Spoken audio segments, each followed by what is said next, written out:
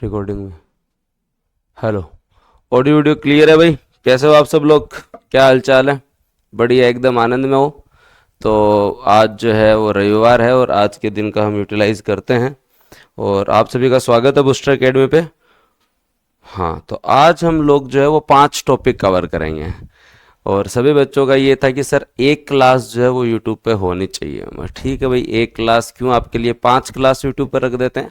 लेकिन बैच आज से अभी से स्टार्ट है, जो अब पढ़ाया जा रहा है वहाँ से बैच स्टार्ट है। इसके बाद में आगे की सारी क्लासेस ऐप पे होगी।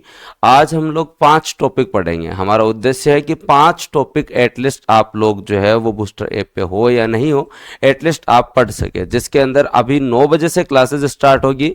और अगर हम लोग बात करें दोस्तों आपके यहाँ पे, तो आप लोगों को टेंशन लेने की कोई ज़रूरत नहीं है। आप धीरे धीरे पढ़ना स्टार्ट करें और अभी आपके पास खूब टाइम है। और शाम को मेरी इको सर्वे की क्लास 8 बजे अलग से होगी, ठीक है। और आज टॉपिक कौन कौन से पढ़ेंगे? आज हम लोग टॉपिक पढ़ेंगे, पहले सबसे पहले आपका राज्यपाल का टॉपिक पढ़ेंगे, क्योंकि अब हम 5 सब्जेक्ट स्टार्ट कर रहे हैं। कितने सब्जेक्ट स्टार्ट कर रहे हैं? 5 सब्जेक्ट स्टार्ट कर रहे हैं। और 5 सब्जेक्ट्स में से ध्यान रखना कि किस तरीके से, क्योंकि हमने 2 महीने का टारगेट लिया था और टारगेट के अनुसार हम सबसे पहले दोस्तों जो है वो राजस्थान पॉलिटी कवर करेंगे। और राजस्थान पॉलिटी के साथ साथ हम लोग स्टार्ट कर रहे हैं मॉडर्न हिस्ट्री, और उसके साथ साथ दोस्तों हम स्टार्ट कर रहे हैं बायो के साथ साथ हम लोग स्टार्ट कर रहे हैं मॉडर्न हिस्ट्री, और मॉडर्न हिस्ट्री के साथ स्टार्ट कर रहे हैं दोस्तों हम लोग जो है वो आपके यहाँ पे राजस्थान इको, और राजस्थान इको के साथ साथ दोस्तों स्टार्ट हो रही है इंडिया ज्योग्राफी। क्या स्टार्ट हो रही है? इंडिया ज्योग्राफी स्टार्ट हो रही है। तो आज के टॉपिक क्या है, ताकि आप लोगों को लाभ मिल सके? आज का टॉपिक है दोस्तों यहाँ पे राज्यपाल का टॉपिक हम लोग पढ़ेंगे। और यहाँ दोस्तों हम लोग जो है वो क्या पढ़ेंगे? आहार एवं पोषण, जहां से 1 से 2 क्वेश्चन आपके जो है वो जनरली आते ही हैं। मॉडर्न हिस्ट्री में आप लोग जो है वो दोस्तों आप कौन से टॉपिक पढ़ेंगे? मॉडर्न हिस्ट्री में आज शिक्षा का विकास क्रम पढ़ाया जाएगा। क्या पढ़ाया जाएगा? शिक्षा का विकास क्रम, जिससे क्वेश्चन जो है वो बहुत आते हैं। तो शिक्षा का विकास क्रम पढ़ेंगे। और हम लोग राजस्थान इको में क्या पढ़ेंगे? सहकारिता पढ़ेंगे। क्या पढ़ेंगे? सहकारिता पढ़ेंगे। सुनते बहुत हो तो आज पढ़ भी लेंगे। और उसके साथ साथ इंडिया ज्योग्राफी में हम हिमालय पर्वत श्रृंखला पढ़ेंगे। हिमालय पर्वत श्रृंखला पढ़ेंगे। तो ये आज के आपके टॉपिक होंगे, ये आज के आपके जो है वो टॉपिक होंगे, ठीक है। तो अब स्टार्ट करते हैं और जो है प्रॉपर फोकस आप लोगों को जो है वो क्लासेस में रखना है और बढ़िया तरीके से जो है वो पढ़ते हैं। अब अगर हम लोग राजस्थान पॉलिटी के बारे में बात करें, सभी तैयार हो? अब मैं फिर बता देता हूं, आपके नोट्स जो हैं अभी आपको पीडीएफ पे पीडीएफ दी जा रही है। आपके नोट्स जो हैं वो आपको 1 अक्टूबर को आपको राजस्थान इको और उसके साथ साथ जो है वो इंडिया इको, राजस्थान इको और इंडिया इको, राजस्थान पॉलिटी और जो है वो दोस्तों जो है वो इंडिया पॉलिटी, राजस्थान पॉलिटी और इंडिया पॉलिटी, और उसके साथ साथ दोस्तों जो है वो राजस्थान ज्योग्राफी, और उसके साथ साथ इंडिया और world geography, science and tech. ये इतने नोट्स आपको 1 अक्टूबर को मार्केट में मिल जाएंगे प्योर अपडेटेड कंटेंट के साथ, प्योर अपडेटेड कंटेंट के साथ, ठीक है। तो अब जो बढ़िया लाभ लो। आज सीटी वाले भी पढ़ लेना, क्योंकि बढ़िया तरीके से जो है वो आप लोगों के लिए सहकारिता का टॉपिक जो है वो आप जो है वो पढ़ सकते हैं। सहकारिता टॉपिक आज मैं यहां करवा रहा हूं। अब पॉलिटी के बारे में बात करते हैं। राजस्थान पॉलिटी का जो पोर्शन है आप लोगों का, वो आरएस के हिसाब से अगर आप लोग देखें राजस्थान पॉलिटी, तो राजस्थान पॉलिटी का वेटेज पिछली अगर 5 भर्तियों का ट्रेंड देखें, तो पिछली 5 भर्तियों में राजस्थान पॉलिटी के प्रश्न जो है वो निरंतर बढ़ते जा रहे हैं। राजस्थान पॉलिटी के प्रश्न जो है वो निरंतर बढ़ते जा रहे हैं। और ये दोस्तों लगभग 10 से लेकर 15 तक पहुंच चुके हैं। कहां तक पहुंच चुके हैं? 15 तक पहुंच चुके हैं। मतलब इंडियन पॉलिटी से भी ज्यादा क्वेश्चन कहां से आ रहे हैं? राजस्थान पॉलिटी। इंडिया पॉलिटी से भी ज्यादा प्रश्न कहां से आ रहे हैं? राजस्थान पॉलिटी से आ रहे हैं। और राजस्थान पॉलिटी के अंदर जो है वो आपका प्रॉपर इंटरेस्ट होना चाहिए। मतलब 15 प्रश्न बहुत बड़ी बात होती है और सब्जेक्ट बड़ा छोटा है।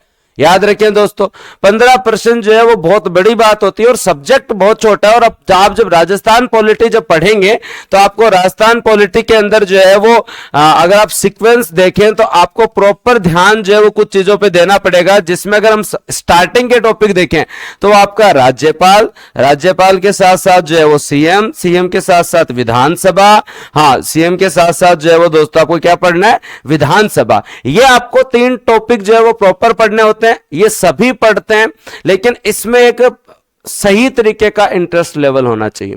और वो क्यों होना चाहिए?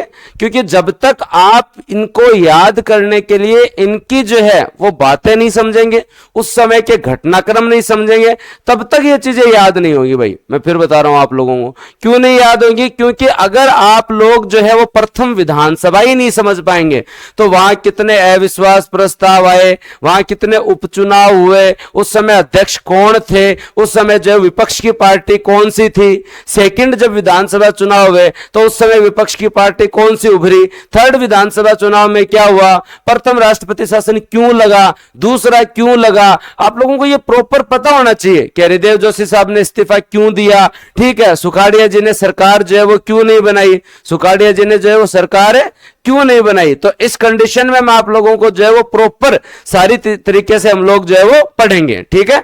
अब आगे बात करते हैं, अगला पोर्शन इसके अंदर कौन सा है, आपका अगला पोर्शन है हाई कोर्ट।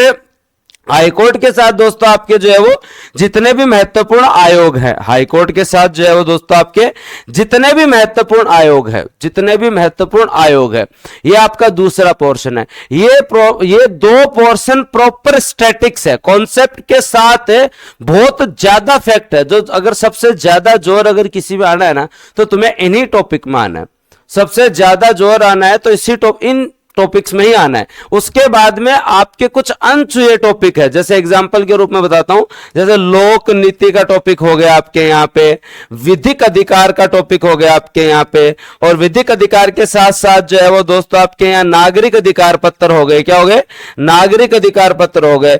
तो यहां से जो है वो दो प्रश्नों की संभावना रहती है, दो प्रश्नों की संभावना रहती है, ज्यादा इसी टॉपिक विधिक अधिकार से आपके जो है वो क्वेश्चंस आते हैं। और उसके बाद में आपका जो है वो राज्य एवं जिला प्रशासन, राज्य एवं जिला प्रशासन, और उसके बाद में दोस्तों आपका पंचायती राज, और उस साथ साथ जो है वो नगर निकाय, पंचायती राज और नगर निकाय। तो आपके दिमाग में ये फ्रेमवर्क बन जाना चाहिए कि हमें चार पोर्शन जो है वो अलग अलग जो है वो रखना है स्टेट पॉलिटी में। स्टेट पॉलिटी के अंदर जो है वो हाँ चार पोर्शन ऑफलाइन टेस्ट सीरीज के बारे में शाम को अनाउंसमेंट करेंगे, आपको शेड्यूल दे दिया है। 15 तारीख तक राजस्थान इको सर्वे कंप्लीट पढ़ लो और उसके साथ साथ राजस्थान करंट अफेयर पढ़ लो। सबसे इजी टेस्ट है, सबको देना है, सबसे इजी टेस्ट है और सबको देना है। तो पहले मुझे ये बताओ, राजस्थान पॉलिटी के अंदर ये चार पोर्शन के लिए कौन कौन विद्यार्थी तैयार है कि सर मैं जो है वो ये चार पोर्शन पढ़ने के लिए तैयार हूं, मेरे 15 प्रश्न पक्के करूंगा। हाँ, क्योंकि आज से क्लासें विधिवत स्टार्ट हैं, तो इसमें यह मत समझना कि ये डेमो क्लास भैया आपके लिए उपलब्ध है, आप जो आराम से आनंद लेवे, लेकिन कल हम जो पढ़ाएंगे इससे आगे का ही पढ़ाएंगे, इसको वापस नहीं पढ़ाएंगे। तो कोई बच्चा जो है ऐसे नहीं हो कि आराम से बैठा है कल वापस पढ़ाएंगे सर जो है वो। हाँ, तो अब बात करते हैं दोस्तों, और क्या याद रखना है, तो इन चीजों पे प्रॉपर ध्यान देना है। और अब हम स्टार्ट करते हैं राज्यपाल से। इंडिया पॉलिटी के अंदर हम बेसिक चीजें और भी पढ़ेंगे, संविधान के बारे के अंदर। स्टेट पॉलिटी में हम सीधा जो है वो गवर्नर से स्टार्ट करते हैं और गवर्नर के टॉपिक को जो है वो थोड़ा पढ़ते हैं।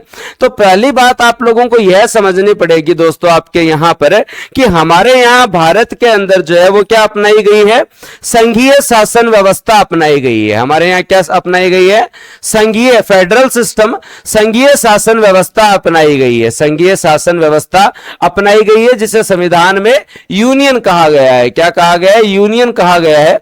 और संघीय शासन व्यवस्था का प्रथम गुण यह होता है कि केंद्र एवं राज्य के मध्य विषयों का वितरण, केंद्र एवं राज्यों के मध्य जो है वो विषय का वितरण, मतलब सेंट्रल गवर्नमेंट के पास अपने सब्जेक्ट है, स्टेट गवर्नमेंट के पास अपने सब्जेक्ट है। तो इसके तहत अपने यहां पर जो है वो दोस्तों क्या है, एक केंद्र सरकार होती है और विभिन्न राज्यों के अंदर जो है वो एक तो केंद्र सरकार होती है और विभिन्न राज्य जो है, विभिन्न राज्य जो है वहां पे दोस्तों जो है वो आपकी राज्य सरकार होती है। तो पहली चीज क्लियर, पहली चीज क्लियर। हाँ, क्योंकि गवर्नर के पास पहुंचने से पहले बेसिक तो पता होना चाहिए। इंडियन पॉलिटी में और बेसिक पढ़ेंगे, लेकिन आज मैं राज्यपाल से ही स्टार्ट कर रहा हूं आप लोगों को, ताकि जो अब ध्यान दे लेना भाई, अब ध्यान दे लेना। हाँ, अभ्युदय बैच वाले भी यहीं से स्टार्ट कर दो, ठीक है, अब ये ध्यान दे लेना। तो संघीय शासन व्यवस्था जो है आपके यहां है, उसमें एक केंद्र सरकार और एक राज्य सरकार, ये तो बेसिक सी चीज है, ये आपको पता है।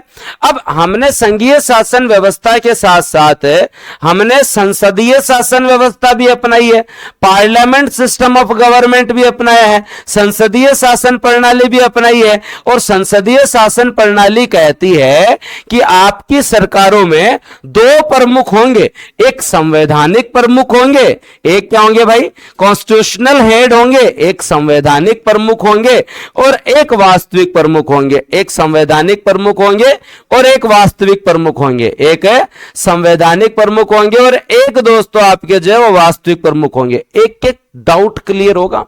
हाँ, और एक एक डाउट में यहां तक जाएंगे हम कि भाई वेतन कहां मिलता है, पेंशन कहां से मिलती है, दो राज्यों में अगर राज्यपाल हो तो कहां से, कोई डाउट नहीं बचेगा, कोई भी डाउट नहीं बचेगा। मैं आपको बता रहा हूं, बस इंटरेस्ट बनाए रखना और 2 घंटे इस टॉपिक को पढ़ना ताकि मजा आ जाए तुम्हें। तो एक संवैधानिक प्रमुख होता है केंद्र में और एक जो है वो वास्तविक प्रमुख होता है। उसी प्रकार से राज्यों में भी क्या होता है, एक संवैधानिक प्रमुख होते हैं, कॉन्स्टिट्यूशनल हेड होते हैं और एक वास्तविक प्रमुख होते हैं और एक क्या होते हैं दोस्तों आपके, वास्तविक प्रमुख होते हैं। यहां से गणित समझ में आ जाएगी, यहां जो है वो वास्तविक प्रमुख होते हैं, वास्तविक प्रमुख होते हैं। तो अब आप लोगों को याद रखना है कि संवैधानिक प्रमुख जो है वो सेंट्रल गवर्नमेंट के अंदर जो है वो कौन होते हैं, हमारे राष्ट्रपति साहब होते हैं और वास्तविक प्रमुख हमारे कौन होते हैं, प्रधानमंत्री जी होते हैं। उसी तरीके से राज्यों में संवैधानिक प्रमुख कौन होते हैं, राज्यपाल होते हैं। कौन होते हैं, राज्यपाल होते हैं। और वास्तविक प्रमुख कौन होते हैं, सीएम होते हैं। ये एकदम क्लियर है,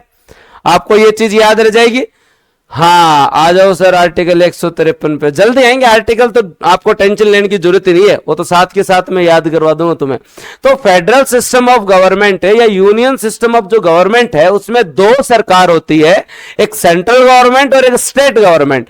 अब हमने यहाँ पे पार्लियामेंट्री सिस्टम ऑफ गवर्नमेंट भी अपनाया हुआ है कि हमारे संघ की प्रकृति तो संघीय है, लेकिन उसके साथ साथ हमारे यहाँ संसदीय शासन प्रणाली अपनाई हुई है। और संसदीय शासन प्रणाली कहती है कि केंद्र में संवैधानिक प्रमुख कौन होता है, राष्ट्रपति। और दोस्तों जो है वो राज्य में संवैधानिक प्रमुख कौन होता है, राज्यपाल। राज्य में संवैधानिक प्रमुख कौन होता है, राज्यपाल। और अब हम पढ़ेंगे राज्यपाल महोदय को, अब हम लोग पढ़ेंगे राज्यपाल महोदय को। लेकिन कोई ऐसे मत पढ़ लेना जैसे राष्ट्रपति होते हैं वैसे राज्यपाल होते हैं, ऐसा नहीं है भाई, बहुत अंतर है। ऐसा नहीं है, कहीं तुम लोग जनरली क्या करते हैं, इंडिया पॉलिटी इतनी पढ़ लेती है जनता तो खुद कहते रहते हैं कि राष्ट्रपति जैसे राज्यपाल, पीएम जैसे सीएम है, तो वैसे काम नहीं चलता भाई। केंद्र के सूचना आयोग जैसा राज्य सूचना आयोग, केंद्र का मानवाधिकार जैसा राज्य मानवाधिकार, ऐसे काम नहीं चलता, डिटेल पढ़ना पड़ेगा। हाँ, अगर आप यहां गलती कर देंगे तो गलती कर ही देंगे। क्यों गलती कर देंगे, बेसिक अगर आपने ये कहा कि राष्ट्रपति जैसे ही राज्यपाल होते हैं तो ये चीज बहुत ही गलत है। हाँ, आपको प्रॉपर राज्यपाल साहब को उतना ही सम्मान देना पड़ेगा और आपको उतना सम्मान देना चाहिए, क्योंकि आरएस के अंदर राष्ट्रपति साहब 1% की गारंटी कभी देते हैं कभी नहीं देते, लेकिन राज्यपाल साहब 1% की गारंटी पक्की देते हैं। राज्यपाल साहब 1% की गारंटी पक्की देते हैं। तो बताओ तुम्हारे लिए हाँ, तुम्हारे लिए सबसे ज्यादा महत्वपूर्ण कौन है, राज्यपाल साहब या राष्ट्रपति साहब? क्योंकि राष्ट्रपति साहब का जनरली निर्वाचन होता है, राष्ट्रपति साहब का जनरली निर्वाचन होता है, याद रखना, उनका जो है वो निर्वाचन होता है। और उनके निर्वाचन में लोकसभा, राज्यसभा, विधानसभा और दिल्ली पुदुचेरी की भी विधानसभा भाग लेती है। और वो भी केवल निर्वाचित सदस्य भाग लेते हैं, वो भी केवल क्या करते हैं, निर्वाचित सदस्य भाग लेते हैं। बताओ राज्यपाल साहब का क्या होता है, क्या राज्यपाल साहब का निर्वाचन होता है, क्या राज्यपाल साहब का निर्वाचन होता है? हाँ, क्या बताओ राज्यपाल साहब का निर्वाचन होता है? तो आज यही तो पढ़ेंगे, तभी तो मजा आएगा। तो टॉपिक के अंदर, गवर्नर के टॉपिक के अंदर जो है वो जनरली आप लोगों को टाइम लगेगा और टाइम जो है वो एक, हाँ मतलब जो कम से कम 3-4 दिन लगेंगे, लेकिन मजा आ जाएगा। तो राज्यपाल साहब की तो जो है वो दोस्तों क्या होती है, नियुक्ति होती है। और वो नियुक्ति कौन करते हैं, राष्ट्रपति साहब करते हैं। कौन करते हैं, राष्ट्रपति साहब करते हैं। उसी तरीके से राष्ट्रपति साहब को तो पद से हटाने की भी प्रक्रिया है, पद से हटाने की भी प्रक्रिया है, महाभियोग का उल्लेख है, लोकसभा और राज्यसभा जो है वो हटाती है। लेकिन राज्यपाल साहब तो जो है वो क्या, राष्ट्रपति के प्रसाद पर्यंत है, इन्हें तो राष्ट्रपति साहब जो है वो कभी भी हटा सकते हैं, राष्ट्रपति साहब इन्हें तो जो है वो कभी भी हटा सकते हैं। तो ऐसे नहीं पढ़ना है, ऐसे नहीं पढ़ना है, हमें जो है वो प्रॉपर तरीके से पढ़ना है कि गवर्नर के अंदर जो है वो आपको क्या क्या चीजें जो है वो याद होनी चाहिए। तो तैयार हो, सभी लोग तैयार हो गवर्नर के लिए? तो चलो फिर जो है वो राज्यपाल साहब को जो है बढ़िया तरीके से पढ़ते हैं ताकि आपको भी जो है वो आनंद आए। तो क्या याद रखना है तुम लोगों को कि हमारे यहां संघीय शासन व्यवस्था अपनाई गई है जहां 2 स्तर पर शासन संचालित होता है, केंद्रीय स्तर पर केंद्रीय कार्यपालिका, राज्य स्तर पर राज्य कार्यपालिका काम करती है।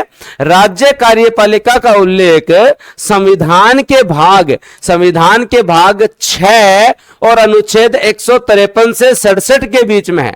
अब कोई बोले सर 152 में क्या है? राज्य की परिभाषा है। 152 में क्या है? राज्य की परिभाषा है। तो आपको 153 से 167 के बीच में संविधान के भाग 6 में क्या मिलेंगे भाई? संविधान के भाग 6 के अंदर जो है वो आपकी राज्य कार्यपालिका का उल्लेख है। और अगले प्रश्न पूछ ले आपसे कि राज्य कार्यपालिका कहां से कहां है, तो लिखो एक बार, आर्टिकल 153 से लेकर 167 के बीच, 153 से लेकर 167 के बीच, मैं राज्य विधानसभा पे नहीं आ रहा, मैं राज्य कार्यपालिका, स्टेट जो आपकी जो एग्जीक्यूटिव है उसके बारे में बात कर रहे हैं। और इसमें कौन किस चीज को पढ़ते हैं? राज्यपाल को पढ़ते हैं, राज्य की मंत्री परिषद को पढ़ते हैं, मुख्यमंत्री को पढ़ते हैं और महाधिवक्ता को पढ़ते हैं। किसको पढ़ते हैं? महाधिवक्ता को पढ़ते हैं। तो आपको प्रॉपर याद रखना पड़ेगा कि संविधान का भाग 6, संविधान का भाग 6 जो कि दोस्तों आप लोगों को याद रखना पड़ेगा। तो संविधान का भाग 6 जो है उस संविधान के भाग 6 का आपका पहला आर्टिकल 152 आपको राज्य की परिभाषा देता है। किसकी परिभाषा देता है? राज्य की परिभाषा देता है। और अब आपको याद रखना है कि 153 से लेकर 167 तक राज्य कार्यपालिका का उल्लेख है और हमें सबसे पहले इन्हीं को पढ़ना है। सबसे पहले हमें इन्हीं को पढ़ना। और इसमें कौन कौन आता है राज्य कार्यपालिका में? अगर प्रश्न आ जाए तो क्या आता है दोस्तों आपके यहां? राज्य कार्यपालिका में आपको याद होना चाहिए राज्यपाल का पद, और राज्यपाल के पद के साथ दोस्तों जो है वो आप लोगों को याद होना चाहिए आपके यहां पे मंत्री परिषद प्रॉपर, और मंत्री परिषद के साथ साथ आप लोगों को पता होना चाहिए सीएम साहब के बारे में और महाधिवक्ता। एक बार कमेंट सेक्शन में लिखो, अगर प्रश्न आ जाए तो गलत नहीं होना चाहिए, अगर प्रश्न आ जाए तो गलत नहीं होना चाहिए, लिखो कमेंट सेक्शन में। हाँ, नमस्कार सर, नमस्कार, कैसे हो? बस बढ़िया, पढ़ा रहे हैं राज्यपाल। तो जो है राजेंद्र लांबा सर भी आए हैं, लेकिन ये आपको जो है वो पढ़ाएंगे बाद में, क्योंकि अभी प्री का एग्जाम है तो हिंदी पढ़ेंगे थोड़े दिन बाद में, ठीक है? तो जो है वो बढ़िया तरीके से आनंद ले। हाँ, ओके।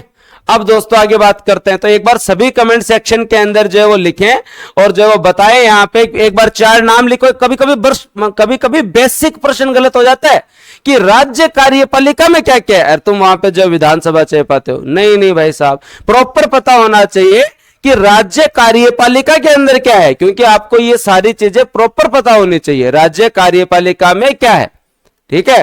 तो लिखो एक बार सभी कमेंट सेक्शन में, सर से मिलवाएं, पढ़ लो, फिर सर बाद में तुम्हें अभी जो है वो ना प्रत्यय उपसर्ग पढ़ाने लग जाएंगे, फिर राज्यपाल भूल जाओगे तुम लोग, राज्यपाल जो है वो भूल जाओगे। चलो भाई, ओके। मोटिवेशन घनी है। अब तो एग्जाम जो है वो कल कितने टॉपर्स को बुलाया था, परसों सबने तुम लोगों को बढ़िया गाइड किया था, तो और क्या चाहिए तुम लोगों को? तो अब आगे चलते हैं और आगे ध्यान देते हैं आगे पोर्शन के ऊपर। अब दोस्तों आपको ये चीज याद रखनी है कि संविधान के अंदर पहले आपके यहां पर जो है वो सबसे पहले जो आजादी के बाद में जो है वो राज्यों को 4 श्रेणी में रखा गया था। राज्य को क्या रखा गया था? 4 श्रेणी में रखा गया था। याद आ रहा है तुम्हें? श्रेणी ए के राज्य, श्रेणी बी के राज्य, श्रेणी सी के राज्य और श्रेणी डी के राज्य। आपके पास ए बी सी डी था। और भाग जो है वो संविधान का क्या था? 6 था। भाग जो है वो संविधान का क्या था? 7 था। भाग जो है संविधान का क्या था? 8 था। भाग जो है वो संविधान का क्या था? 9 था। इनमें क्या रखा गया था? आप प्रॉपर तरीके से याद रखें। यहां जो राज्य रखे गए थे भाग 6 के अंदर, भाग 7 के अंदर, ये दोस्तों आपके ब्रिटिश भारत के टाइम जो प्रांत थे, जो ब्रिटिश भारत के टाइम जो प्रांत, एक पर्सन आ सकता है यहां से, ब्रिटिश भारत में जो प्रांत थे उन्हें रखा गया। जैसे बॉम्बे हो गया और ये हो गया, ये आपकी बड़ी रियासतें थी। ये आपकी जो है वो दोस्तों क्या थी? बड़ी रियासतें थी। ये आपकी क्या थी? बड़ी रियासतें थी। यहां जो है वो चीफ कमिश्नरेट, जो आपका जो चीफ कमिश्नरेट का इलाका का था उसको रखा गया। और यहां जो है वो दोस्तों आपके अन्य अर्जित राज्य, अन्य जो आपके जो है वो अन्य अर्जित राज्य हो या अन्य राज्य हो उनको रखा गया। और आप लोगों को पता होगा, मुझे बताओ, राजस्थान, आज का राजस्थान हमारे जो है वो किस में था? आपने पढ़ा होगा, आपको बेसिक पता होगा, आजादी के बाद में राज्यों को 4 श्रेणी में रखा गया, तो राजस्थान किस श्रेणी में था? राज्यों को जब 4 श्रेणी में रखा गया तो राजस्थान किस श्रेणी में था? ताकि आपको बेसिक पता तो चले कि सर बेसिक ये है कि हां राजस्थान उस समय किस में था। क्या बताओ, राजस्थान भाग ए में था, क्या राजस्थान भाग बी में था, क्या राजस्थान भाग सी में था, क्या राजस्थान भाग डी में था? बताओ एक बार सभी कमेंट सेक्शन में। क्या बात है, बहुत सारे सही बता रहे हैं। हाँ, तो अगर आज के राजस्थान को आप देखें तो राजस्थान भाग बी और सी में था, क्योंकि संपूर्ण राजस्थान जो है वो आपका लगभग जो है वो आपका राजस्थान जो है वो यहां था। और उसके साथ साथ अजमेर जो था वहां आपका जो है वो चीफ कमिश्नरेट क्षेत्र था। अजमेर जो था उसमें चीफ कमिश्नरेट सिस्टम था। क्या था अजमेर में? क्या था दोस्तों आपके यहाँ पे? चीफ कमिश्नरेट सिस्टम था। तो राजस्थान भाग बी और सी के अंदर था। राजस्थान क्या था? भाग बी और सी के अंदर था। एक बार लिखो कमेंट सेक्शन में, राजस्थान जो है वो प्रारंभ में भाग बी और सी के अंदर था। अब हम राज्यपाल के पद के बारे में थोड़ी चर्चा करते हैं, क्योंकि राज्यपाल के पद के बारे में आपसे बहुत सारे क्वेश्चन पूछे जा सकते हैं। मैं फिर बता रहा हूं, अगर आप आरएस के हिसाब से पॉलिटी पढ़ रहे हैं तो आपको राज्यपाल साहब के लिए कम से कम 4 से 5 दिन 10 से 12 घंटे निकालने होंगे, क्योंकि ये आपका जो है वो बेसिक है और ये आपको एकदम लेवल से आना चाहिए, क्योंकि ये आपके जो है वो मेंस में प्रॉपर काम आएगा पब्लिक एड वाले पोर्शन के अंदर, और हमेशा ही काम आएगा। और मेंस में भी स्टेट पॉलिटी के क्वेश्चंस बढ़ते जा रहे हैं, तो वो तरीका छोड़ दो जिसमें 6 आर्टिकल पढ़ लो और काम चला के आगे निकल जाओ ना भाई। 6-8 आर्टिकल से काम नहीं चलेगा। अब एक पहला प्रश्न मैं आप लोगों के लिए लेता हूं कि आपके यहां जो राज्यपाल साहब की जो है वो दोस्तों याद रखें कि अगर आपसे पूछा जाए राज्यपाल का पद कहां से लिया गया है, तो बताओ कमेंट सेक्शन में।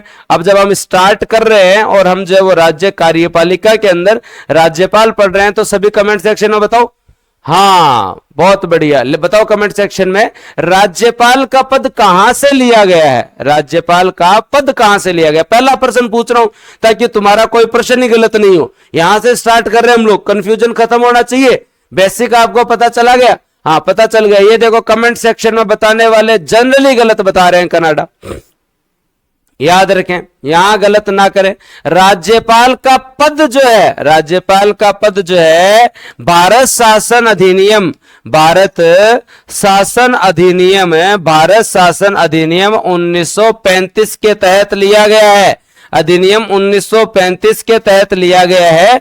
राज्यपाल साहब के नियुक्ति की प्रक्रिया, राज्यपाल साहब की नियुक्ति की प्रक्रिया कनाडा से ली हुई है भाई। नियुक्ति की प्रक्रिया जो है वो कहां से ली हुई है?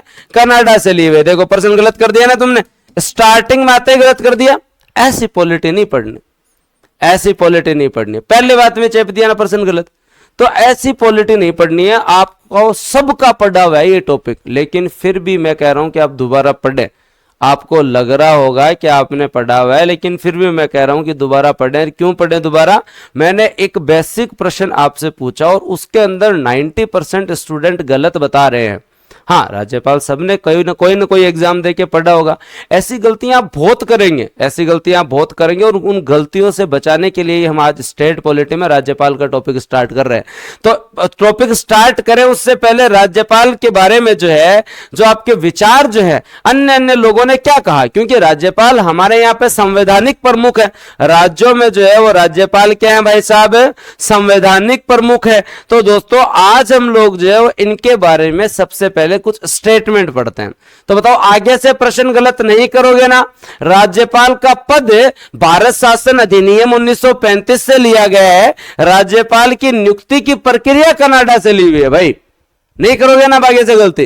तो दोस्तों बात करते हैं स्टेटमेंट के बारे में। तो के.एम. मुंशी साहब क्या कहते हैं? राज्यपाल संवैधानिक औचित्य का प्रहरी है। राज्यपाल संवैधानिक औचित्य का प्रहरी एवं कड़ी है। राज्य को केंद्र के साथ जोड़कर रखता है, राज्य को केंद्र के साथ जोड़कर भारत की एकता के लक्ष्य को प्राप्त करता है। तो बताओ तुम्हें लगता है ये सही स्टेटमेंट है? लगता है कि तुम्हें सही स्टेटमेंट है? स्टेटमेंट्स आने चाहिए भी, कल को कोई पूछ ले स्टेटमेंट किसने दिया। तो के एम मुंशी साहब ने क्या कहा? के एम है मुंशी साहब ने दोस्तों आपके यहां पे क्या कहा? मुंशी साहब ने कहा कि राज्यपाल संवैधानिक औचित्य का प्रहरी है और केंद्र और राज्य के बीच में कड़ी है जो भारत की एकता के लक्ष्य को प्राप्त करता है। क्या सहमत हो आप लोग? हाँ, तो राज्यपाल जो है वो संवैधानिक प्रमुख है भाई, और राज्यपाल जो है वो कड़ी के रूप में काम करता है। लेकिन कुछ विचार और है। सरोजिनी नायडू जी के बारे में आप पढ़ेंगे तो सरोजिनी नायडू जी क्या कहते हैं? राज्यपाल सोने के पिंजरे में बंद चिड़िया के समान है। देखने में तो लगता है कि उनके पास बहुत अधिकार है, लेकिन दोस्तों जो है वो वास्तविकता में सारे अधिकार मंत्री परिषद के पास होते हैं, और मंत्री परिषद का हेड सीएम होता है, और उन्हीं के अनुसार राज्य की शासन व्यवस्था चलती है। तो क्या आप इस बात से सहमत है? क्या कल को कोई पूछ ले कि राज्यपाल को सोने के पिंजरे में बंद चिड़िया किसने कहा, तो बता दोगे क्या? राज्यपाल को सोने के पिंजरे में बंद चिड़िया किसने कहा? तो सरोजिनी नायडू जी ने कहा। तो याद रखना है तुम लोगों को, मैं इस बात से सहमत नहीं हूं, क्योंकि राज्यपाल के पास संवैधानिक प्रमुख होने के साथ साथ शक्तियां हैं, और उसके साथ साथ स्वविवेकीय शक्तियां हैं, और जब वह अपने स्वविवेकीय शक्तियों पे आ जाए ना, तो वो जो है वो बहुत भयंकर तरीके से सबको बता सकता है कि उनके पास क्या पावर है। तो राज्यपाल अगर अपनी पे आ जाए तो सबको बता दे कि उसके पास जो है वो क्या पावर है। तो राज्यपाल महोदय हमारे संवैधानिक प्रमुख है, वो एक स्वतंत्र पद है, और उनके पास जो है बहुत सारी शक्तियां। और ये जब टॉपिक पूरा पढ़ोगे ना तो तुम एग्जैक्टली लिख पाओगे कि राज्यपाल रबड़ स्टाम्प नहीं है, वो अपने आप में संवैधानिक प्रमुख है। थोड़ा बहुत है, चलो ठीक है, थोड़े बहुत की बात करते हैं। फिर श्री प्रकाश क्या कहते हैं? राज्यपाल छूटी हुई जगह पर, जो आपका ब्लैंक जो जगह है, आपका जो रिक्त स्थान है, छूटी हुई जगह पर हस्ताक्षर करने के लिए राज्यपाल छूटी हुई जगह पर हस्ताक्षर करने के अतिरिक्त कोई अधिकार प्राप्त नहीं है। क्या आप इनके स्टेटमेंट से जो है वो सहमत है? राज्यपाल जो है वो जो आपकी रिक्त स्थान है उस पर साइन करने के अलावा उनके पास कोई अधिकार नहीं है।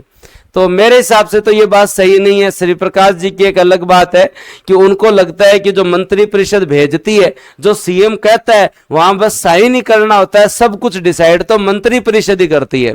तो आज हम ये स्टेटमेंट पहले मैं इसलिए बता रहा हूं क्योंकि पॉलिटिक्स के अंदर इंटरेस्ट आना जरूरी है, और ये स्टेटमेंट पढ़ के तुम लोग थोड़े से अवेयर होगे कि सर ऐसे कैसे कह दिया हमारे राज्यपाल साहब के बारे में। हम पढ़ेंगे राज्यपाल साहब, और उसके बाद में सारे संवैधानिक प्रावधान पढ़ेंगे। फिर हम लोग देखेंगे कि जो है उनकी कार्यपालिका शक्तियां क्या है, उनकी विधायी शक्तियां क्या है, उनके पास न्यायिक शक्तियां क्या है, उनके पास स्वविवेकीय शक्तियां क्या है। फिर आपके यहां विजय लक्ष्मी पंडित क्या कहती है? पद नहीं, वेतन के आकर्षण के लिए, कोई पद के लिए नहीं, वेतन के आकर्षण के कारण ही कोई व्यक्ति राज्यपाल बनना स्वीकार करता है। हाँ, ये जो है वो आलोचकों के द्वारा कहा जाता है कि जिसे सक्रिय राजनीति से रिटायर करना हो, या दोस्तों जो है वो जिसे रेस्ट पे भेजना हो, उन्हें जो है वो राज्यपाल बना दिया जाए। तो पद के लिए नहीं, वेतन के आकर्षण के लिए जो है वो कोई व्यक्ति राज्यपाल बनता है, ये विजय लक्ष्मी पंडित कहते हैं। बताओ तुम्हें लगता है क्या? हाँ, केवल कोई आदमी 3.5 लाख के लिए राज्यपाल बनता है? मैं तो इस बात से सहमत नहीं हूं, क्योंकि राज्यपाल अपने आप में संवैधानिक प्रमुख है, और राज्यपाल अपने पे आ जाए तो बहुत कुछ जो है वो कर सकते हैं, और राज्यपाल वैसे भी बहुत कुछ करते हैं। तो अगला जो है वो स्टेटमेंट क्या है आपके यहाँ पट्टे में? सीतारामैया क्या कहते हैं? राज्यपाल का पद अतिथि सत्कार तथा राष्ट्रपति को एक पखवाड़े में रिपोर्ट देने के लिए है, केवल और केवल कि राष्ट्रपति को टाइम टू टाइम रिपोर्ट भेज सके और आए गए का अतिथि सत्कार कर ले। ये राज्यपाल का जो है वो दोस्तों जो है पद की गरिमा है। तो मैं इन स्टेटमेंट से जो है अभी अगर बोलूं कि मैं सहमत हूं या नहीं हूं, इसका कोई मतलब नहीं है। जब आप राज्यपाल पढ़ लें और राज्यपाल की कार्यपालिका, गवर्नर जो है वो दोस्तों उनकी कार्यपालिका शक्तियां जब आप पढ़ लें, आप उसके साथ साथ गवर्नर की विधायी शक्तियां पढ़ लें, और उसके साथ साथ गवर्नर की वित्तीय शक्तियां पढ़ लें, और उसके साथ साथ गवर्नर की न्यायिक शक्तियां अगर आप लोग पढ़ लें, और उसके साथ साथ दोस्तों गवर्नर की जो है वो स्वविवेकीय शक्तियां पढ़ ले, तो आप जो है वो इनके दिए हुए स्टेटमेंट से पूर्णतः सहमत नहीं हो सकते, पूर्णतः सहमत नहीं हो सकते। तो अब तो तुम्हारी इच्छा होगी कि सर जो है वो अब तो पढ़ना ही पड़ेगा राज्यपाल को ढंग से, अब तो जो है वो राज्यपाल को जो है वो ढंग से पढ़ना ही पड़ेगा। पढ़ना चाहिए ना? राज्यपाल को अब तो जो है वो ढंग से पढ़ना चाहिए, क्योंकि जब इतने स्टेटमेंट आ गए और इन्होंने इतनी भविष्यवाणियां कर दी और जब इतनी बातें कह दी, तो अब तो जो है वो आपको लगना चाहिए कि सर अब तो हमें पढ़ाओ जल्दी जल्दी, और राज्यपाल क्या है ये बताओ हमें, और उसके बाद में इनकी शक्तियां बताओ, ये इतनी प्रकार की शक्ति है, और उसमें सबसे पहले ये शक्ति जरूर बताना, इससे पता चलता है कि राज्यपाल क्या है। तो दोस्तों आगे चलते, नहीं नोट नहीं करना है, प्रॉपर पीडीएफ आपको मिलेगी और उसके साथ साथ आप लोगों को जो है नोट्स भी 1 तारीख से मिल जाएंगे।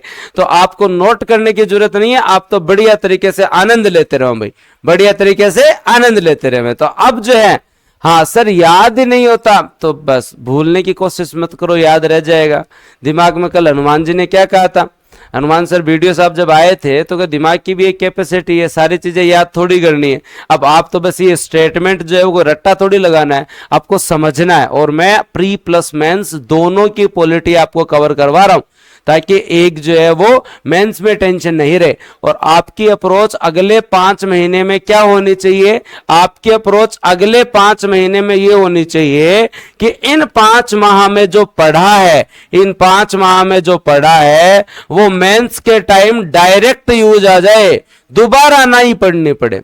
मतलब स्टेट पॉलिटी, इंडिया पॉलिटी को इस तरीके से पढ़ो कि अभी पढ़ा हुआ मेंस के टाइम दोबारा नहीं पढ़े। मेंस के टाइम काम केवल और केवल क्या हो, ज्यादा से ज्यादा टेस्ट लिखो। मेंस के टाइम काम क्या भाई, ज्यादा से ज्यादा टेस्ट लिखो, रिवीजन करो और मेंस वाले सब्जेक्ट पढ़ो। सही बात है, कर लोगे ये? तो चलो अब चलते हैं और पहले आर्टिकल की तरफ चलते हैं। पहले राज्यपाल के पद के संवैधानिक, अब जो आप लोगों को बता देता हूं कि जब ये राज्यपाल का टॉपिक पढ़ेंगे आप, तो इसमें मैं आप लोगों को क्या क्या पढ़ाऊंगा, राज्यपाल से संबंधित संवैधानिक प्रावधान पढ़े जाएंगे, राज्यपाल से संबंधित संवैधानिक प्रावधान पढ़े जाएंगे। और संवैधानिक प्रावधान पढ़े जाने के बाद में हम राज्यपाल की सारी शक्तियां पढ़ेंगे, और जब राज्यपाल की सारी शक्तियां पढ़ लेंगे और उसके बाद में दोस्तों हम लोग जो है वो राज्यपाल और राष्ट्रपति के बीच में कंपैरिजन करेंगे, राज्यपाल और राष्ट्रपति के बीच में कंपैरिजन करेंगे। और उसके बाद में हम राज्यपाल से संबंधित तथ्य पढ़ेंगे, राज्यपाल से संबंधित तथ्य पढ़ेंगे, तब जाके टॉपिक पूरा होगा। कौन कौन तैयार हो? हाँ कौन कौन तैयार हो भाई? तैयार हो? ये चीजें पढ़ेंगे ना, तब जाके राज्यपाल का टॉपिक कवर होगा। हाँ तो ये अब वो दिन चले गए जब थोड़े से 2-4 आर्टिकल पढ़े राज्यपाल की नियुक्ति, एक राज्य में एक राज्यपाल होगा, और उससे काम नहीं चलेगा। और कल आपकी क्लास का यही है, आज भी क्लास स्टार्ट तो आपकी हो गई है, पर जयपुर में इंद्रदेव इतने प्रसन्न हैं, हद से ज्यादा प्रसन्न है। सुबह शाम एनी टाइम बरसात ही बरसात, बरसात ही बरसात। हाँ वो गाना नहीं है अपने, तो वो गाना को ज्यादा सुन लिया इस बार राजस्थान से जो वो इंद्र देवता ने। तो इतनी बरसात है, मैं तो फिर कह रहा हूं भाई बाहर निकलने की जरूरत ही नहीं है, और बच्चों को तो रिस्क लेनी ही नहीं चाहिए, घर बैठे पढ़ लो। हम लोग जो पास हैं स्टूडियो के वो ही आ सकते हैं, सारे टीचर भी जो है ना, मतलब इतनी दूर से नहीं आ सकते, जयपुर भरा पड़ा है, गाड़ियां तैर रही है भाई। तो जयपुर के अंदर तो इतनी बरसात हो रही है, और इस बार जितनी बरसात तो कभी नहीं हुई मेरे को लग रहा है। तो कल तो इतनी भयंकर बरसात थी सुबह कि कोई जो है कहीं से कहीं जा ही नहीं सकता। तो आज जो आपके सारे टीचर आपको पढ़ाएंगे, और जो है वो सभी टीचर, मेरे बाद बायो की क्लास होगी, संदीप जी जितने मतलब टैलेंट से आपको पढ़ाएंगे ना, आ रहे हैं पोर्शन, मजा आ जाएगा। ठीक है, तो अब हाँ बरस बरस हमारे आज मेरे को पता था, तुम्हें ये गाना पक्का याद है, तो मेरे को बताने की जरूरत नहीं पड़ी। चले आगे। तो दोस्तों आगे बात करते हैं संवैधानिक प्रावधान में सबसे पहला आर्टिकल पढ़ते हैं, और आर्टिकल 153 क्या कहता है? आर्टिकल 153 कहता है कि प्रत्येक राज्य का एक राज्यपाल होगा। तो कोई आदमी बोले गुरुजी आ कोई लिखने की बात है, ये क्या लिखने की जरूरत है? वो तो अंडरस्टूड है कि प्रत्येक राज्य का एक राज्यपाल होगा। देखो संविधान सभा में जो लोग थे ना, जो संविधान निर्माता थे ना, उन्होंने आपके एक एक डाउट को क्लियर किया है। कल ना कोई आदमी आ जाए जी 2 कौन बन सकेगा राज्यपाल, मन नहीं बना दो उन्हें जना, फिर कोई कह दे जी 2 बन रखे है तो 3 बना दो। तो ये भी लिखना पड़ता है। हमारा भारतीय संविधान इस तरीके से बनाया हुआ है कि जो है वो उससे शासन व्यवस्था तो चल सके, उसके साथ साथ एक सामान्य स्टूडेंट का डाउट भी क्लियर हो सके। तो ये भी लिखा हुआ है उसमें कि प्रत्येक राज्य का एक राज्यपाल होगा। आर्टिकल 153 क्या कहता है कि हर राज्य का एक राज्यपाल होगा। हर राज्य का एक राज्यपाल होगा। अब फिर इसमें संविधान संशोधन होता है और सारी चीज जो ऐड होती है, लेकिन मेरे को इस प्रोविजन में भी जो है वो कोई समस्या नहीं दिखती। ये अंडरस्टूड था, फिर वो तो 7वें संविधान संशोधन से और एक्सप्लेन किया गया। तुम खुद बताओ ये क्या बोल रहे हैं, प्रत्येक राज्य का एक राज्यपाल होगा, प्रत्येक राज्य का एक राज्यपाल होगा, एक राज्यपाल होगा। अब प्रत्येक राज्य का एक राज्यपाल होगा, जायज बात है। अब बताओ कि कोई राज्यपाल साहब है, मान लेते हैं कि ये राज्यपाल साहब है, इनके पास राजस्थान का भी राज्यपाल का चार्ज है और इनके पास एमपी के राज्यपाल का भी चार्ज है और इनके पास यूपी के राज्यपाल का भी चार्ज है। तो इससे भी स्टेटमेंट में कोई गलती नहीं है। राजस्थान के प्रत्येक राज्य के पास एक राज्यपाल होगा, तो देखो राजस्थान के पास उसका राज्यपाल है, मध्य प्रदेश के पास उसका राज्यपाल है, यूपी के पास उसका एक राज्यपाल है। मेरे हिसाब से इस प्रोविजन में कोई किसी प्रकार का डाउट नहीं था। फिर भी जो है वो दोस्तों जो है वो याद रखें दोस्तों, आपके यहां पे फिर भी जो है वो फिर भी हमने 7वें संविधान संशोधन से अलग से लिखा कि भाई साहब प्रत्येक राज्य का एक राज्यपाल होगा, एक राज्यपाल 2 या 2 से अधिक राज्य एवं केंद्र शासित प्रदेशों का भी चार्ज ले सकता है। ये लिखना पड़ा बिना मतलब, ये बिना मतलब ही लिखना पड़ा। मेरे हिसाब से इस प्रोविजन में प्रत्येक राज्य का एक राज्यपाल होगा, मतलब एक आदमी के पास अगर 3 स्टेट का चार्ज है तो अभी बात तो पूरी हो रही है ना, बात तो पूरी हो रही है। लेकिन फिर भी डाउट हो जाता है लोगों को, तो फिर बाद में हमारे संविधान निर्माता जो है, हमारी जो संसद है वो डाउट ही तो करती है। हाँ, अब उस कंडीशन में इस अनुच्छेद में कोई भी बात एक ही व्यक्ति को 2 या 2 से अधिक राज्यों के राज्यपाल बनने से नहीं रोकती है, कोई भी बात नहीं रोकती है। लेकिन फिर भी दोस्तों 7वें संविधान संशोधन के द्वारा यह कहा गया है कि एक ही व्यक्ति 2 या 2 से अधिक राज्यों का राज्यपाल हो सकता है, राज्यपाल हो सकता है, याद रख लोगे। हाँ, तो अब आर्टिकल 153 आप लोगों को याद रखना है। आर्टिकल 153 के अंदर है प्रारंभिक प्रावधान क्या थे, आर्टिकल 153 के अंदर है प्रारंभिक प्रावधान क्या होगा कि प्रत्येक राज्य का, प्रत्येक स्टेट का जो है वो एक राज्यपाल, एक गवर्नर है, एक राज्य, प्रत्येक राज्य का जो है वो दोस्तों जो है वो एक गवर्नर होगा। फिर 7वें संविधान संशोधन द्वारा कॉन्स्टिट्यूशनल अमेंडमेंट एक्ट 1956 के द्वारा कहा गया कि एक ही व्यक्ति जो है वो 2 या 2 से अधिक राज्य, 2 या 2 से अधिक राज्यों का राज्यपाल हो सकता है। Doubt clear, sure. तो आर्टिकल 153 आप लोगों को याद हो जाना चाहिए। 153 सबसे पहले आपको यह बता रहा है कि प्रत्येक राज्य का जो है वो एक राज्यपाल होगा और एक व्यक्ति 2 या 2 से अधिक राज्यों का राज्यपाल रह सकते हैं। अब जैसे ना बच्चों से इस चीज में रुका नहीं जाता फिर कि सर जो है वो 2 राज्य के राज्यपाल होंगे, तो क्या उनकी 2 राज्य के राज्यपाल होंगे, 2 राज्य के, अगर वो 2 राज्य के अंदर जो है वो राज्यपाल होंगे तो क्या उनकी 2 शपथ होगी क्या गुरुजी, शपथ उनकी 2 बार होगी कि गुरुजी, क्या उनको दुगुना वेतन मिलेगा ये गुरुजी, हाँ वेतन कौन देगा गुरुजी, होता है ना ऐसा डाउट। बताओ किस किस को ऐसा डाउट कि सर राज्यपाल की शपथ 1 बार ही होगी या 2 बार होगी, क्या होगी। तो वैसे रुका नहीं जाता, नहीं तो आप आर्टिकल 159 तक जाते तो शपथ के अंदर में सारी चीज क्लियर करवा देता। लेकिन फिर भी बच्चे की ऐसे उत्सुकता होती है, स्टेट पॉलिटी का मजा ही है क्योंकि ये रिलेट करती है, ये आपसे संबंधित है, आपके दिन प्रतिदिन के अंदर जो है वो आप इन शब्दों को सुनते हो। तो ऐसे मन करता है कि सर आपने इतना बता दिया कि एक व्यक्ति 2 से अधिक राज्यों का राज्यपाल रह सकता है, तो गुरुजी जल्दी से आप बताओ इनकी शपथ भी होगी क्या। तो भाई सिंपल सी बात है, कोई आदमी अगर राजस्थान का राज्यपाल है तो वो शपथ लेगा कि मैं राजस्थान के राज्यपाल के रूप में जो है वो शपथ लेता हूं। और उसी तरीके से दोस्तों जो है वो अगर उन्हें एमपी का चार्ज मिल जाता है अतिरिक्त तो वो शपथ लेंगे। तो शपथ भी जो है वो दोनों की ली जाती है। अब बात आती है कि सर वेतन, तो देखो जी वेतन जो है वो राष्ट्रपति साहब बांट देते हैं, प्रेसिडेंट साहब जो है वो, परंपरा ये है कि जो है वो समान वेतन जो है वो बांट देते हैं कि दोनों जो है वो स्टेट आधा आधा वेतन दे देंगे, दोनों स्टेट के यहां से वेतन आ जाएगा। क्या सर पेंशन हमेशा ही केंद्र देती है, पेंशन हमेशा ही कौन देती है दोस्तों, याद रखें केंद्र की संचित निधि से मिलती है, केंद्र की संचित निधि से मिलती है। फिर सर रहते कहां पे, दोनों जगह रहते हैं अपने अनुसार, उन्हें जहां जो काम करना होता है वहां करते हैं। तो आपका एक एक डाउट, जो ऐसा डाउट होता है ना कि कितना भी घुमा के पूछ ले अगला कि शपथ क्या 2 बार ली जाएगी, हाँ बाकायदा ली जाएगी। जब राज्यपाल राजस्थान के बने हैं तो वो राजस्थान की शपथ लेंगे, और अगर उन्हें एमपी का अतिरिक्त चार्ज मिला है तो एमपी के राज्यपाल के रूप में भी शपथ लेंगे। मैं आपको शपथ दिखाऊंगा एग्जैक्ट कंप्लीटली, ठीक है। उन्हें वेतन कैसे मिलेगा, तो राष्ट्रपति साहब जनरली समान आधार पे जो है वो वेतन को बांट देते हैं, ये राष्ट्रपति साहब पे डिपेंड करता है। पेंशन कौन देगा, केंद्र सरकार देगी। वेतन कौन देते हैं, राज्य देते हैं।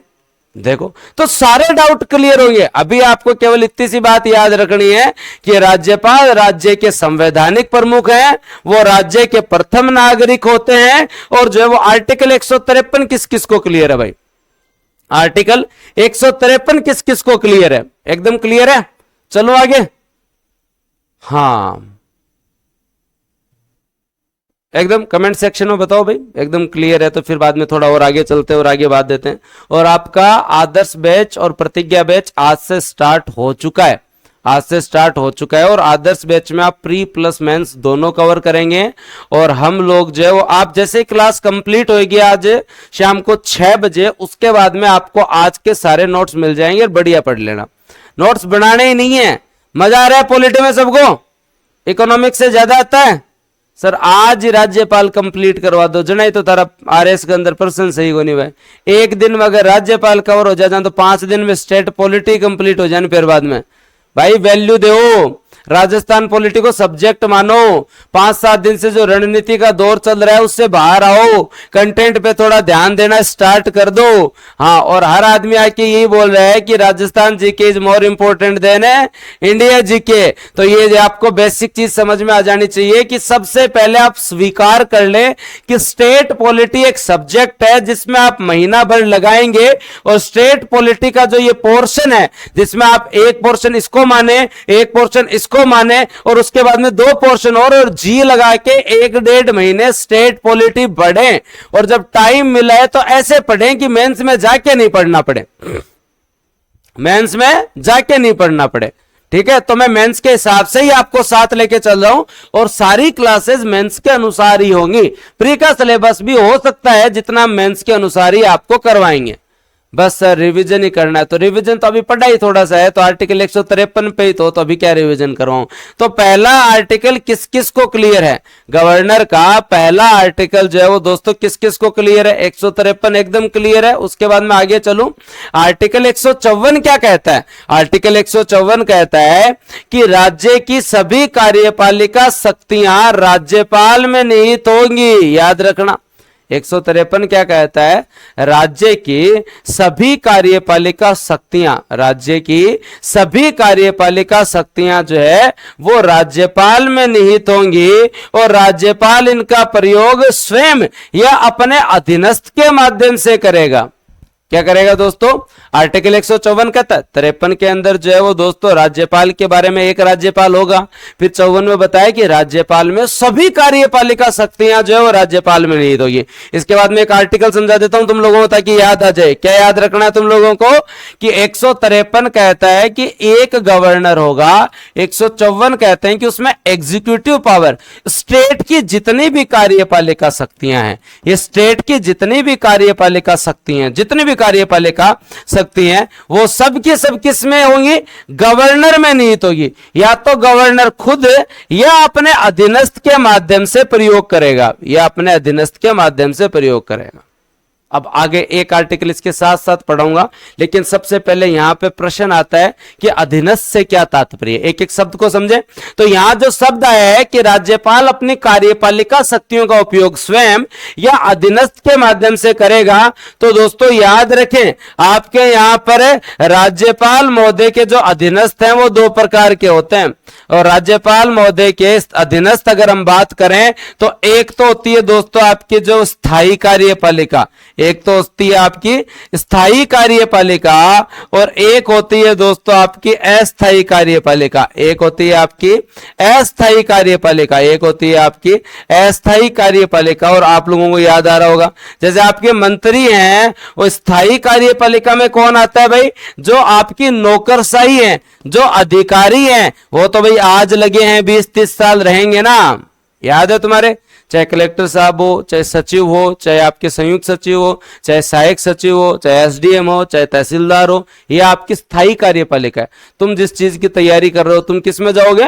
राज्यपाल साहब के अधीन है, स्थायी कार्यपालिका में। और अस्थायी कार्यपालिका क्या होती है दोस्तों? आपकी मंत्री परिषद।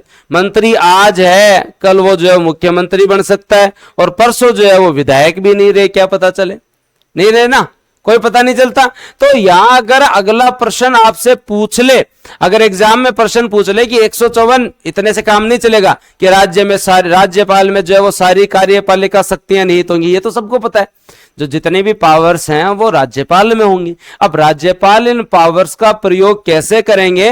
जो है वो अपने अधीनस्थ के माध्यम से करेंगे। और आपसे पूछ लिया जाए कि अधीनस्थ शब्द का क्या तात्पर्य है, तो फिर बताना पड़ेगा ना।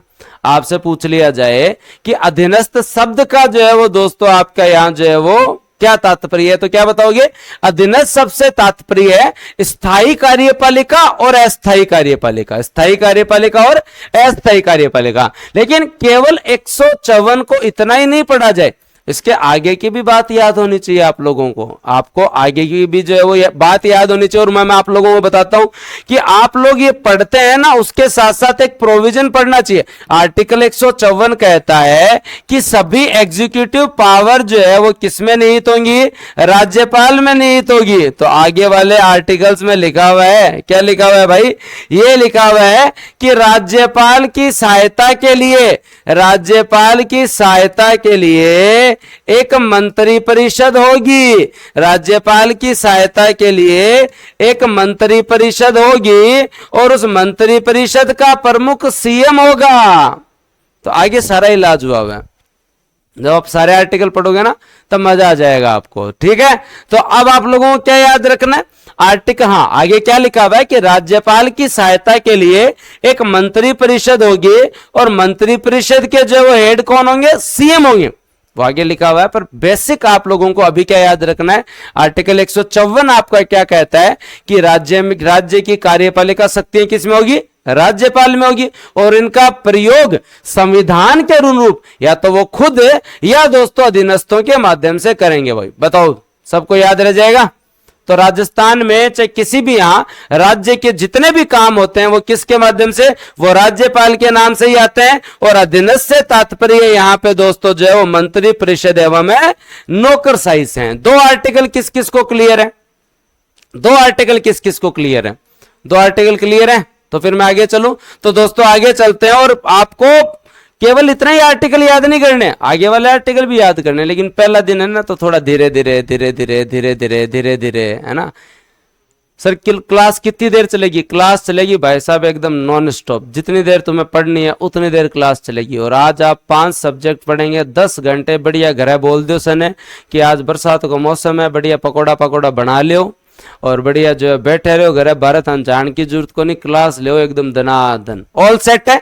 तो आर्टिकल 153 ने क्या कहा? आर्टिकल 153 क्या कहता है कि दोस्तों जो है वो प्रत्येक राज्य में गवर्नर होगा। 154 क्या कह रहा है? उसमें एग्जीक्यूटिव पावर्स निहित होगी। अब हम 155 के बारे में बात करते हैं।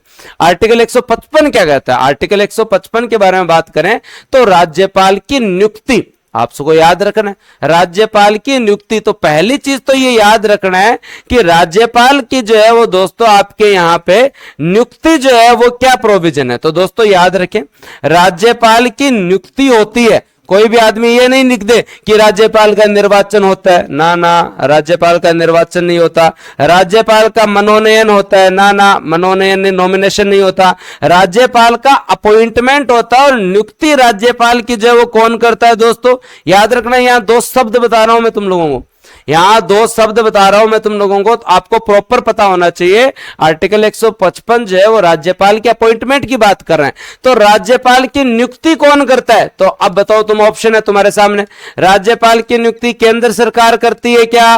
राज्यपाल की नियुक्ति पीएम साहब करते हैं क्या? राज्यपाल की नियुक्ति राज्य सरकार करती है क्या? राज्यपाल की नियुक्ति जो है वो दोस्तों आपके यहां पे राष्ट्रपति करते हैं या कौन करते हैं? तुम्हारे सामने।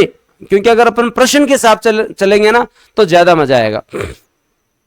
हाँ बताओ, तुम्हारे सामने ऑप्शन है, राज्यपाल की नियुक्ति कौन करते हैं? राज्यपाल की नियुक्ति कौन करते हैं दोस्तों? बताओ, राज्यपाल की जो वो नियुक्ति कौन करते हैं? तो बताओ सभी के सभी कि राज्यपाल की नियुक्ति केंद्र सरकार करते हैं क्या, पीएम करते हैं, राज्य सरकार करती है, राष्ट्रपति करता है? हाँ, एक भाई कह रहा है कि राष्ट्रपति और सरकार मिलकर करती है। संविधान के अनुसार चलो, प्रश्न सही करने, व्यवहारिकता से ज्यादा जो है वो संवैधानिकता में चलो भाई। क्या बात है, लगभग सबने सही बताया है कि दोस्तों जो है वो राज्यपाल की नियुक्ति जो है वो राष्ट्रपति साहब करता है। अब मैं एक दूसरा शब्द लाता हूं जिससे आपका डाउट क्लियर हो जाए। अब मैं आपसे प्रश्न पूछ रहा हूं कि राज्यपाल जो है उनका चयन कौन करते हैं? राज्यपाल का चयन कौन करते हैं कि कौन सा आदमी राज्यपाल बनेगा? अगला प्रश्न आप लोगों के लिए, वापस ऑप्शन आपके पास, ऑप्शन ए, बी, सी और डी, ए, बी, सी और डी। हाँ, अब बताओ भाई, बताओ सबके सब है, सबके सब बताओ, राज्यपाल का चयन कौन करते हैं?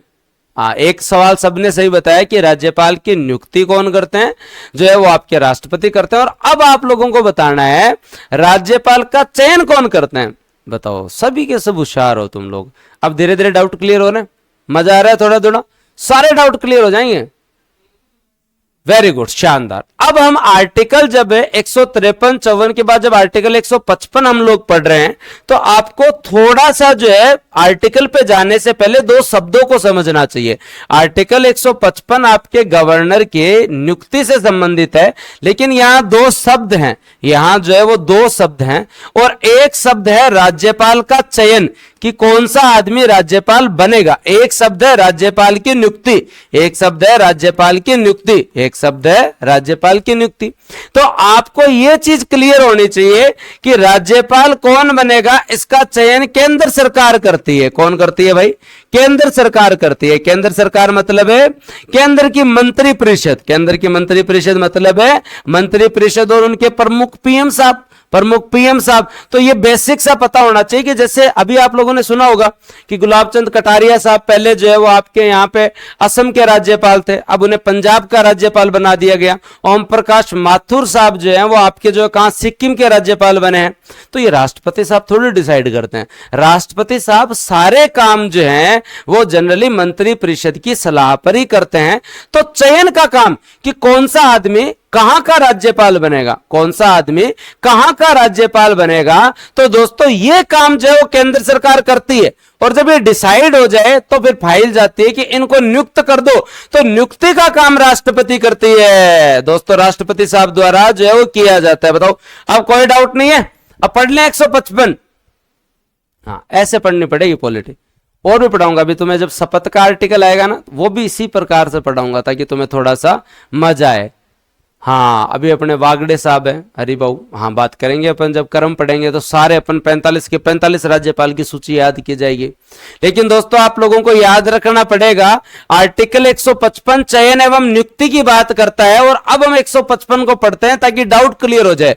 राज्यपाल की नियुक्ति राष्ट्रपति द्वारा की जाती है, राज्यपाल की नियुक्ति राष्ट्रपति द्वारा की जाती है। राज्यपाल का चयन केंद्र सरकार करती है, राज्यपाल केंद्र सरकार द्वारा नामांकित व्यक्ति होता है। राज्य सरकार केंद्र सरकार के द्वारा जो है वो जनरली नामांकित व्यक्ति की इसका इनको जो है यहां का राज्यपाल बना दे, लेकिन ये राज्य केंद्र सरकार के अधीन नहीं है, उनके नियंत्रण में नहीं है, क्योंकि ये जो है वो राज्य का स्वतंत्र संवैधानिक पद है, अधीन नहीं है।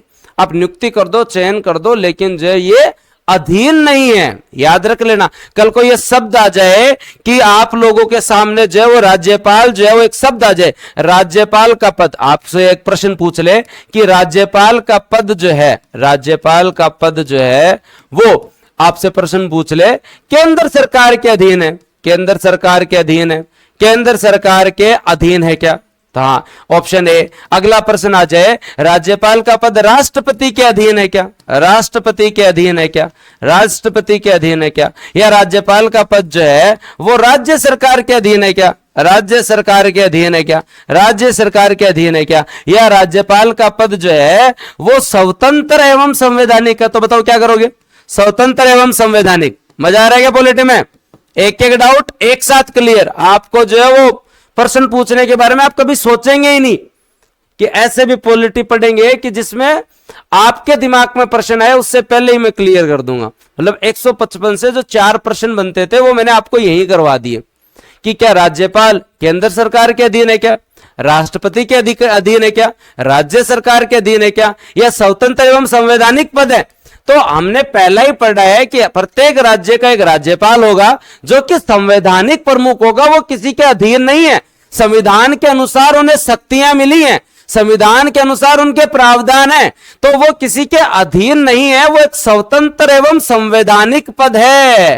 वो केंद्र और राज्य के बीच में कड़ी है, किसी के नियुक्त करने से अधीन नहीं हो जाता, किसी के नियुक्त करने से अधीन नहीं हो जाता। बताओ अब गलत नहीं करोगे, अब गलत नहीं करोगे ना, पक्की बात है। तो अब आपके आर्टिकल 155 के जो 5 प्रश्न बनते हैं वो आपके कभी गलत नहीं होने चाहिए। जैसे आपको 5 प्रश्न कौन कौन से बनते हैं, 155 के आर्टिकल 155 के 5 प्रश्न, आर्टिकल 155 के 5 प्रश्न का गुरुजी कराओ। 5 प्रश्न कौन कौन से? पहला प्रश्न, राज्यपाल का पद कहां से लिया गया?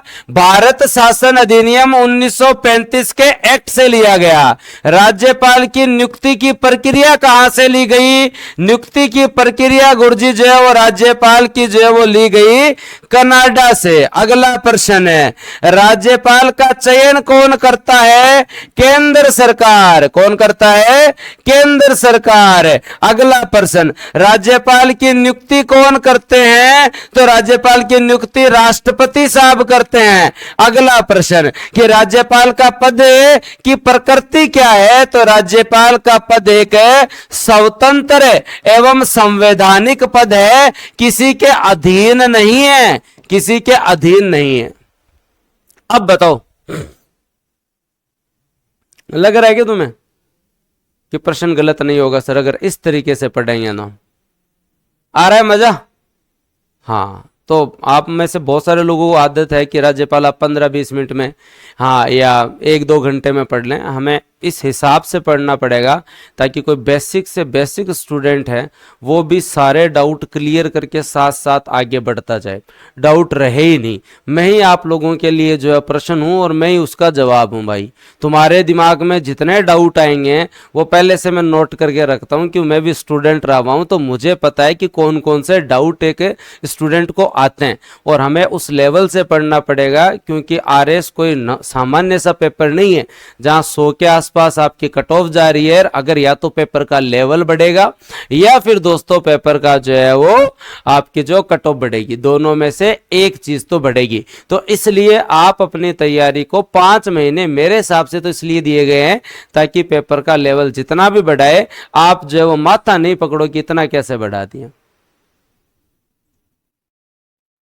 ठीक है, पक्की बात? चले आगे। और मैंने आप सबको इंफॉर्मेशन दे रखी है कि डिटेल से पढ़ना है तो लेट मत करना। कल से ऐप पे क्लासेस चालू हो रही है और ऐप पे जो क्लासेस चालू हो रही हैं वो दोस्तों कल से स्टार्ट हो रही हैं और कल से हम आदर्श एवं प्रतिज्ञा बैच में पढ़ेंगे।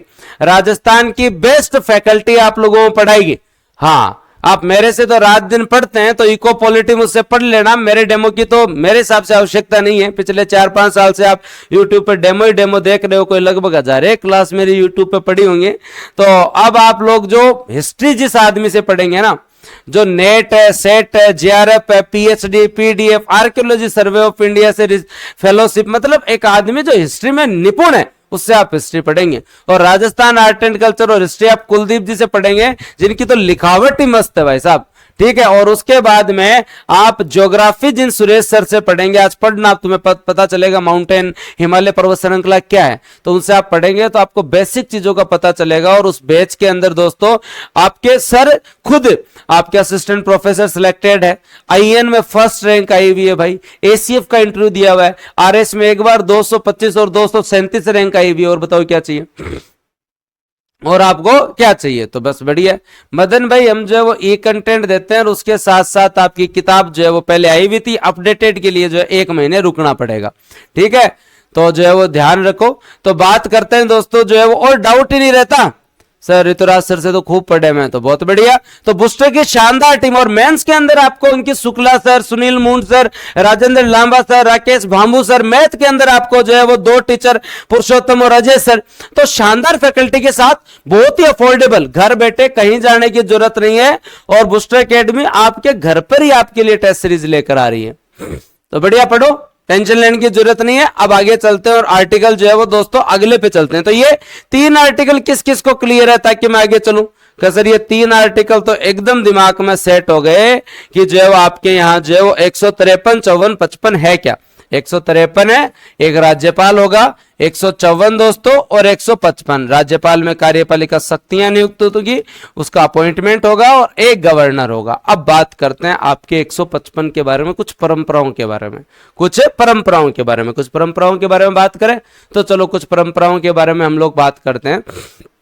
जनरली परंपरा यह है कि मुख्यमंत्री की सलाह से परामर्श करके राष्ट्रपति जो है वो क्या करे, मुख्यमंत्री से एक बार परामर्श कर लेवे और बाद में जो है वो राज्यपाल की नियुक्ति करे। पर यह परंपरा है जिसको फॉलो अभी नहीं किया जा रहा। अगर केंद्र और राज्य में दोनों में एक ही सरकार हो तो जनरली केंद्र सरकार और राष्ट्रपति साहब जो है वहां के मुख्यमंत्री से पूछ लेते हैं, लेकिन इस परंपरा को कोई फॉलो करे नहीं करे कोई फर्क नहीं पड़ता। तुम्हें लगता है क्या कि केंद्र में अगर कांग्रेस की सरकार है, राज्य में बीजेपी की सरकार है, तो केंद्र सरकार वाले राज्य के मुख्यमंत्री से पूछेंगे कि साहब बताओ आपके यहाँ राज्यपाल किसको भेजें? फिर वहां तो सीधे राज्यपाल साहब आके बताते हैं कि हम आए हैं। हाँ, जनरली अगर सेम है, जैसे अभी बीजेपी की गवर्नमेंट सेंटर में, स्टेट में अपने भजनलाल जी हैं, तो जनरली इनसे जो डिस्कस हो सकता है, लेकिन कोई बाध्यता नहीं है। राज्य के राज्यपाल को राष्ट्रपति अपने हस्ताक्षर के साथ और एक जो वो अधिपत्र के साथ जो नियुक्त करेगा। अब मैं आप लोगों को यहां समझाऊंगा अधिपत्र क्या होगा।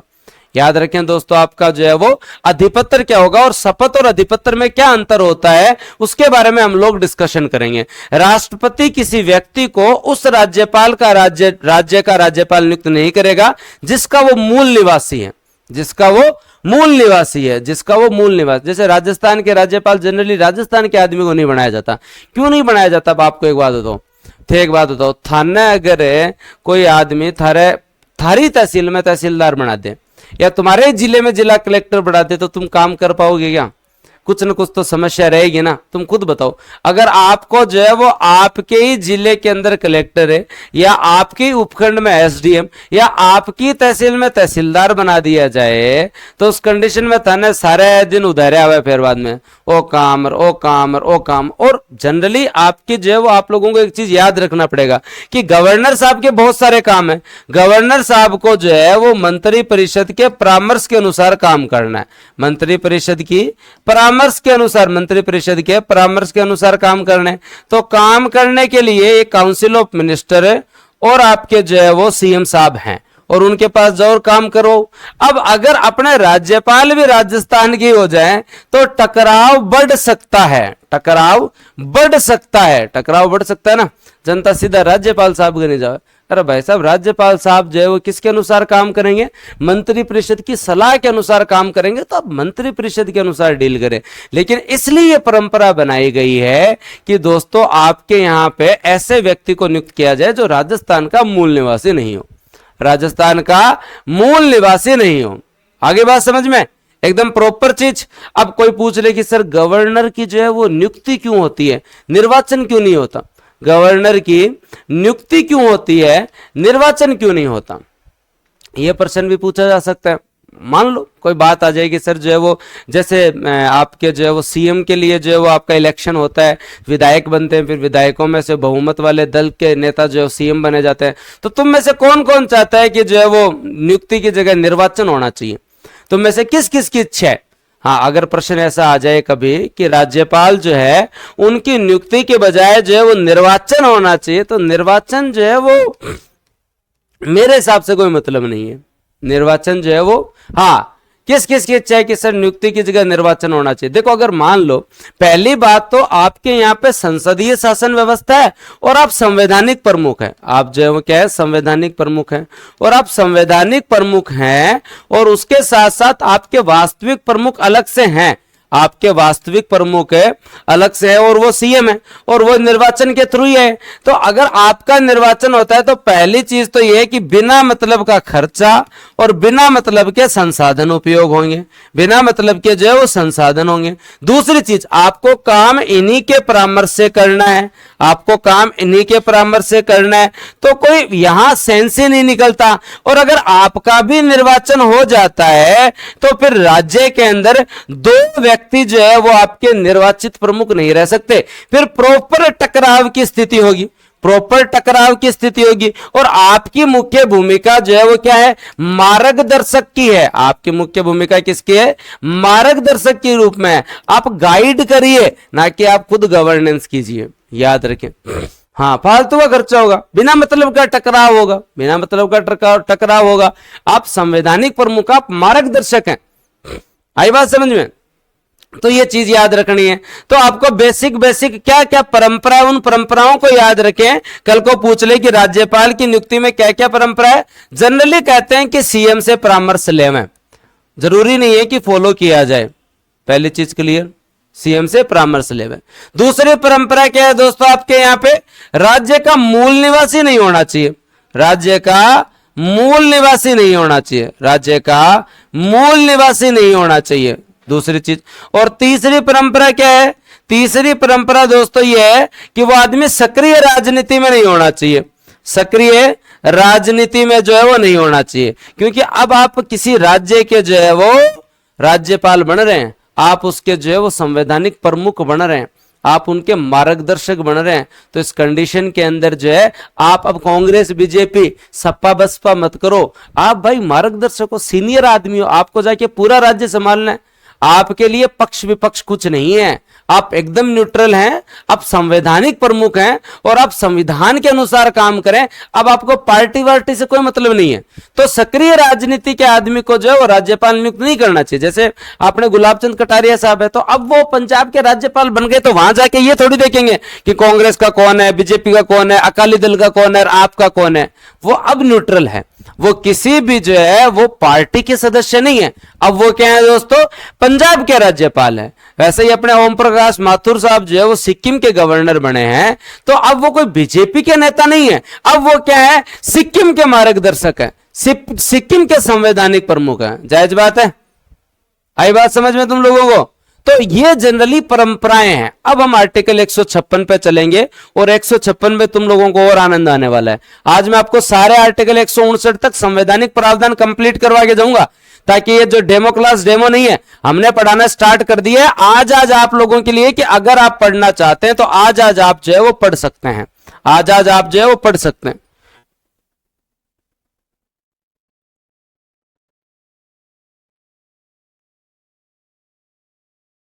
हाँ आ रहा है आनंद? चले अब अगले आर्टिकल के लिए कौन कौन तैयार है, अगले आर्टिकल के लिए कौन कौन तैयार है। और अगले आर्टिकल के साथ साथ फिर बता देता हूं, अगली 4 क्लास के लिए कौन कौन तैयार है। 3 बजे मैं वापस आऊंगा और तुम्हें सहकारिता का टॉपिक पढ़ाऊंगा, जो कि मोस्ट इंपॉर्टेंट टॉपिक है, जिसको छुआ ही नहीं जाता। तो याद रख लेना, अगली क्लास जो है वो आपकी आहार एवं पोषण की होने वाली है, और संदीप शर्मा सर आपको पढ़ाएंगे, संदीप शर्मा सर आपको जो पढ़ाएंगे, ठीक है। हाँ, तो अभी आने वाले हैं संदीप शर्मा सर। अब बरसात जो है वो जयपुर में धीरे धीरे रुक रही है, तो संदीप शर्मा सर आने वाले हैं। और उसके जस्ट बाद में आपको मॉडर्न हिस्ट्री का एक टॉपिक पढ़ाया जाएगा, जिसमें शिक्षा का विकास क्रम ऋतुराज सर पढ़ाएंगे आपको। और शिक्षा के विकास क्रम में तुम्हें आनंद आ जाएगा, शिक्षा के विकास क्रम में तुम्हें आनंद आ जाएगा भाई। तो तैयार रहना, आज हम पूरे के पूरे ये 5 टॉपिक पढ़ेंगे। फिर मैं वापस आऊंगा और तुम्हें इको में सहकारिता का टॉपिक पढ़ाऊंगा, फिर मैं वापस आऊंगा और इको में सहकारिता का टॉपिक पढ़ाऊंगा, इको में सहकारिता। और शाम को सुरेश सर आएंगे और जो ज्योग्राफी में आपको हिमालय पर्वत श्रृंखला, क्योंकि ये आज आप लोगों के लिए बेहतरीन अवसर है कि आप जो है वो बढ़िया तरीके से जो है वो क्लास ले। ठीक है, चले आगे। तो फिर आगे चलते हैं और अब आर्टिकल 155 से आगे बढ़ते हैं, आर्टिकल 156 की तरफ चलते हैं। 156 को डिटेल में पढ़ना, इसके सब आर्टिकल भी पढ़ना। 156 में है दोस्तों आपके यहां पे राज्यपाल का कार्यकाल। क्या है दोस्तों आपके राज्यपाल का कार्यकाल। 156 में क्या है, राज्यपाल का कार्यकाल। राष्ट्रपति के प्रसाद पर्यंत पद धारण करते हैं। प्रसाद पर्यंत मतलब राज्यपाल साहब को नियुक्त वो करते हैं, हटा भी वो सकते हैं। राष्ट्रपति जो है वो हटा भी सकता है। हटाता कौन है भाई, राष्ट्रपति जो है वो इनको हटा भी सकते हैं। हटाने के लिए किसी भी प्रकार की प्रक्रिया नहीं है, वो हटा सकते हैं। अगर संवैधानिक पद हैं और संविधान के अनुरूप कार्य नहीं कर रहे तो वो हटा सकते हैं। जनरली हटाना बताना नहीं पड़ता, जनरली कहना ही पड़ता है, अगले त्याग पत्र ही दे देते हैं, कौन आदमी बिना मतलब बेइज्जती करवाए। तो इससे अच्छा जनरली त्याग पत्र ही दे देते हैं, हटाने वटाने की कोई बात नहीं है। और अगर त्याग पत्र देना हो तो खुद साइन करके किनको भेज दे दोस्तों, याद रख लेना, राष्ट्रपति को भेज दें। खुद साइन करके किसको भेज दें, राष्ट्रपति को भेज दें। त्याग पत्र देना है तो किसको देवें, राष्ट्रपति को दे। उसके बाद में कार्यकाल, शपथ ग्रहण से 5 वर्ष तक पद धारण करें, लेकिन 5 वर्ष होते हैं, ऐसे नहीं कि मैं तो जाऊं बस मार तो टाइम पूरा हो गया मैं तो घर जाऊं, अब बात गलत है। थार लीजिए कौन करा है, राज्यपाल है भाई, पूरा राज्य संभाल रहे। थार तो जी मतलब आपने 4 बजती स्कूल में और घंटी बजता ही बाद में टीचर पढ़ा रहे हो, चाहे की वापन तो जानो है तो जानो है, मैं तो जाऊं क्लास खत्म होगी है, मैं तो जाऊं स्कूल को टाइम हो गया। राज्यपाल साहब आपकी तरह थोड़ी करते हैं, मेरी तरह थोड़ी करते हैं, वो राज्यपाल है भाई, वो राज्य को संभाल रहे हैं। तो ऐसे थोड़ी चलेगा कि मेरे तो 5 साल पूरा हो गया मैं तो काल जाऊं थे जानो, और तारो राजस्थान जाना है थे जानो, तारो गुजरात जाना है थे जाना, तारो सिक्किम जाना है, यहाँ तो कौन जान चोको। तो याद रखें, जब तक अगले राज्यपाल की नियुक्ति नहीं हो जाती तब तक वो राज्यपाल के पद पर बने रहते हैं, तब तक वो राज्यपाल के पद पर बने रहते हैं, जब तक अगले राज्यपाल नहीं आ जाते। जनरली व्यवस्था यही है कि उनका कार्यकाल पूरा होता है, उससे पहले पहले अगले राज्यपाल की नियुक्ति की प्रक्रिया हो जाती है। लेकिन अगर नहीं हो किसी कंडीशन के अंदर, अगर किसी कंडीशन में अगर नहीं हो तो इस कंडीशन के अंदर जो है वो ये नहीं कह सकते मैं तो जाऊं, यहाँ पार कौन पड़े साहब, था रहना पड़े नहीं हो बाद में जाए, यहाँ राज्य कौन संभाले फिर बाद में, सीएम साहब के सगे कोई आदमी तो होना चाहिए ना। तो दोस्तों आगे बात करें तो राज्यपाल जो है राष्ट्रपति के प्रसाद पर्यंत होंगे, मतलब इन्हें राष्ट्रपति हटा सकते हैं। 156(2) कहता है त्याग पत्र जो है वो राष्ट्रपति को देंगे, और कार्यकाल दोस्तों इनका जो है वो कितना है, 5 वर्ष इनका कार्यकाल है। अब कोई आदमी कह दे दोस्तों आपके यहां पर है, मैं आपको एग्जांपल और देता हूं कि फॉर एग्जांपल आपके यहां पर जो है वो पद रिक्त जो है वो 2 कंडीशन में हो सकता है ना। अब यहां हम लोग सारी परिस्थितियों के ऊपर बात करेंगे। अगर कार्यकाल खत्म हो जाए, अगर कार्यकाल खत्म हो जाए और कार्यकाल समाप्त हो गया, कार्यकाल समाप्त हो गया और उस कंडीशन में जो है वो नए राज्यपाल की नियुक्ति नहीं हुई, तो इन्हें निरंतर रखना पड़ता है। क्या रखना पड़ता है, निरंतर रखना पड़ता है। और निरंतर रखना पड़ता है, और कस गुरुजी निरंतर कितने दिन रखना पड़ेगा, 1 दिन 5 दिन 10 दिन 15 दिन 20 दिन 2 महीने 3 महीने 5 महीने 1 साल 2 साल 3 साल। मैं आपको एग्जांपल देता हूं, आपको याद रखना है कि हरियाणा के राज्यपाल थे BN चक्रवर्ती साहब, उनके उत्तराधिकार नहीं आए तब तक वो 3 वर्ष तक बने रहे। कहां तक बने रहे भाई, वो 3 वर्ष तक बने रहे। क्या याद रखना है दोस्तों आप लोगों को, 3 वर्ष तक वो बने रहे। तुम्हें लग रहा होगा कि तुम अगर तुम्हें बोल देना कोई 3 घंटे रुकना है या 30 मिनट रुकना है, ना ना ना ना क्लास खत्म हो गई मैं नहीं रुकूं। कितने बढ़िया आदमी थे BN चक्रवर्ती साहब, BN चक्रवर्ती साहब कितने बढ़िया आदमी थे। नया राज्यपाल 3 साल तक सेंटर से अपॉइंट नहीं हुआ, तब तक वो 3 साल तक बैठे रहे कि मैं कहीं नहीं जा रहा, टेंशन मत लो, तुम जो है वो राज्य चलाओ, तुम जो है वो राज्य चलाओ। अब यहां प्रश्न ये आता है कि आप लोगों को जो है जब आप पढ़ते हैं तो जब तक जनरली जो है वो प्रति माह का वेतन होता है, जनरली जो है वो क्या होता है, प्रति माह का वेतन होता है। क्या होता है, प्रति माह का वेतन होता है। लेकिन 5 वर्ष का कार्यकाल पूरा हो गया, 5 वर्ष का कार्यकाल पूरा हो गया, और कार्यकाल पूरा होने के बाद में भी आप पद पे हो, कार्यकाल पूरा होने के बाद में पद पे हो, क्योंकि कब अगला राज्यपाल है आप उनके इंतजार में हो। इस कंडीशन में आपको वेतन जो है वो प्रति माह दिया जाएगा या प्रति दिन के आधार पे आप रहेंगे पद पे, प्रति दिन के वेतन के आधार पे रहेंगे, प्रति दिन के वेतन के आधार पे रहेंगे या प्रति माह के वेतन के आधार पे रहेंगे। डाउट क्लियर कर रहा हूं साथ के साथ, डाउट क्लियर कर रहा हूं साथ के साथ। हाँ बताओ। हाँ सर मैं दिल्ली में हूं, करंट की किताब ऑनलाइन सर्च कर रहा हूं, किसी साथ वाले को बोल दो यहां से भेज देगा, और पीडीएफ हम डाल ही रहे हैं। इको सर्वे की पीडीएफ आ रही है हिंदी इंग्लिश मीडियम में, अब करंट अफेयर की भी आ जाएगी हिंदी इंग्लिश मीडियम में। तो याद रखें प्रतिदिन के वेतन के आधार पे आगे का कार्यकाल रहता है जब तक कि नया राज्यपाल नहीं आ जाए, जब तक कि नया राज्यपाल नहीं आ जाए, जब तक कि नया राज्यपाल नहीं आ जाए। अब दोस्तों यहां पर जो है वो आप लोगों को एक चीज और याद रखनी है, ये तो हुआ कि नया राज्यपाल नहीं आ जाए, लेकिन राज्यपाल का पद रिक्त भी हो सकता है ना। का गुरुजी पद रिक्त कैसे हो सकता है, या तो अगला त्याग पत्र दे दे, अगला जो है वो त्याग पत्र दे दे, या जो है वो दोस्तों जो है मृत्यु हो जाए, या दोस्तों जो है वो मृत्यु, या दोस्तों स्वास्थ्य, या दोस्तों जो स्वास्थ्य के कारण, या उन्हें हटा दिया जाए, या उन्हें हटा दिया जाए। इस आधार पे पद रिक्त भी हो सकता है ना, पद रिक्त, इस आधार पे जो है वो पद रिक्त भी हो सकता है। तो आप लोगों को क्या याद रखना, अगर पद रिक्ति की स्थिति हो जाए तो इस कंडीशन के अंदर जो है वो कौन राज्यपाल बनेगा। तो दोस्तों आपके कार्यवाहक राज्यपाल कौन बनेंगे, कार्यवाहक राज्यपाल कौन बनेंगे, कार्यवाहक राज्यपाल कौन बनेंगे, याद रख लेना। उस कंडीशन में आपके कार्यवाहक राज्यपाल बनेंगे हाई कोर्ट के मुख्य न्यायाधीश। कौन बनेंगे, हाई कोर्ट के मुख्य न्यायाधीश। कौन बनेंगे भाई, हाई कोर्ट के मुख्य न्यायाधीश। कौन बनेंगे, हाई कोर्ट के मुख्य न्यायाधीश। कौन बनेंगे भाई, हाई कोर्ट के मुख्य न्यायाधीश। दोनों बात कर ली हम लोगों ने, दोनों बात कर ली है।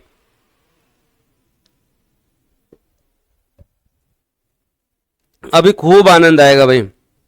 100 जो है वो, जब आप आगे चलेंगे और आर्टिकल जो है वो पहुंचेंगे 159 तक, तब खूब आनंद आएगा तुम लोगों को। हाँ चलो भाई आगे चलते हैं और आगे बात करते हैं भाई। तो हाँ क्या याद रखें, हाई कोर्ट के मुख्य न्यायाधीश बनेंगे, हाई कोर्ट के मुख्य न्यायाधीश जो है वो बनेंगे। डन, जल्दी में तो नहीं हो, कार्यकाल में आनंद आ रहा है। 3 आर्टिकल और पढ़ने, योग्यता शर्तें शपथ, योग्यता शर्तें शपथ, 3 आर्टिकल और पढ़ने, अभी याद करवा दूंगा। तो ये आप लोगों को याद रखना है कि हरियाणा के राज्यपाल बीएन चक्रवर्ती उत्तराधिकारी की नियुक्ति न होने तक 3 वर्ष तक प्रतिदिन के वेतन पर रहे थे। यदि राज्यपाल का पद अचानक रिक्त हो जाए, मृत्यु, त्याग पत्र, स्वास्थ्य हटा दिए जाए, तो संबंधित राज्य के हाई कोर्ट के मुख्य न्यायाधीश कार्यवाहक राज्यपाल के रूप में काम करेंगे। राष्ट्रपति राज्यपाल की जो है वो निलंबित कर सकता है, उन्हें पद से हटा सकता है। ये इतनी कहानी किस किस को समझ में आ गई, फिर अगले आर्टिकल पे चलेंगे। इतनी कहानी, एक एक डाउट। 156 के अंदर जो कुछ प्रश्न बनते हैं, आर्टिकल 156 कार्यकाल के जो है वो कुछ प्रश्न बनते हैं। तो प्रश्न आपसे पहला पूछा जा सकता है कि सब आर्टिकल 1 के अनुसार वो किनके प्रसाद पर्यंत हैं, तो आप बता सकते हो कि वो प्रेसिडेंट के प्रसाद पर्यंत है। सब आर्टिकल 2 के अनुसार है 156 में वो त्याग पत्र किन्हें देंगे, तो वो त्याग पत्र जो है वो दोस्तों प्रेसिडेंट को देंगे। और सब आर्टिकल 3 के अनुसार जो है, सब आर्टिकल 3 के अनुसार उनका कार्यकाल कितना होगा, 5 वर्ष होगा। कार्यकाल कितना होगा, 5 वर्ष होगा। 3 तो सब आर्टिकल याद होने चाहिए, 3 तो सब आर्टिकल याद होने चाहिए, पहली चीज तो ये याद होगी। उसके बाद में अगर उत्तराधिकारी नहीं आए तब तक प्रतिदिन के वेतन पे, प्रतिदिन के वेतन पर जो है वो बने रहेंगे, प्रतिदिन के वेतन पर जो है वो बने रहेंगे, पद पर बने रहेंगे, पद पर बने रहेंगे। और अगला प्रश्न बनता है कि अगर पद रिक्त हो जाए, अगर पद रिक्त हो जाए मतलब अगले त्याग पत्र दे दें या कोई मृत्यु की स्थिति हो या दोस्तों जो पद से हटा दिया जाए, इस कंडीशन में आईप के हाई कोर्ट के जो है वो चीफ जस्टिस जो है वो कार्यवाहक राज्यपाल होंगे। दिमाग में छप गया, चलो आगे। हाँ छप गया दिमाग में, पक्की बात है, श्योर, एक एक को डाउट क्लियर है, बहुत बढ़िया बहुत बढ़िया, बस आनंद बनाए रखें। तो क्या याद रखना है तुम लोगों को, याद इतना सा रखना है कि आपके 153 में एक राज्यपाल होगा, 154 में वो दोस्तों जो है वो क्या हो गए, सारी कार्यपालिका शक्तियां उनमें निहित होंगी। और 155 में उनका अपॉइंटमेंट होगा और 156 में दोस्तों जो है वो कार्यकाल है। 156 में क्या है, कार्यकाल है। अब अगले आर्टिकल योग्यता शर्तें और शपथ, योग्यता शर्तें शपथ, उसके साथ साथ टॉपिक जो है वो संवैधानिक प्रावधान कंप्लीट, राज्यपाल कंप्लीट नहीं है, संवैधानिक प्रावधान कंप्लीट, राज्यपाल कंप्लीट नहीं है। मजा आ रहा है तुम लोगों को,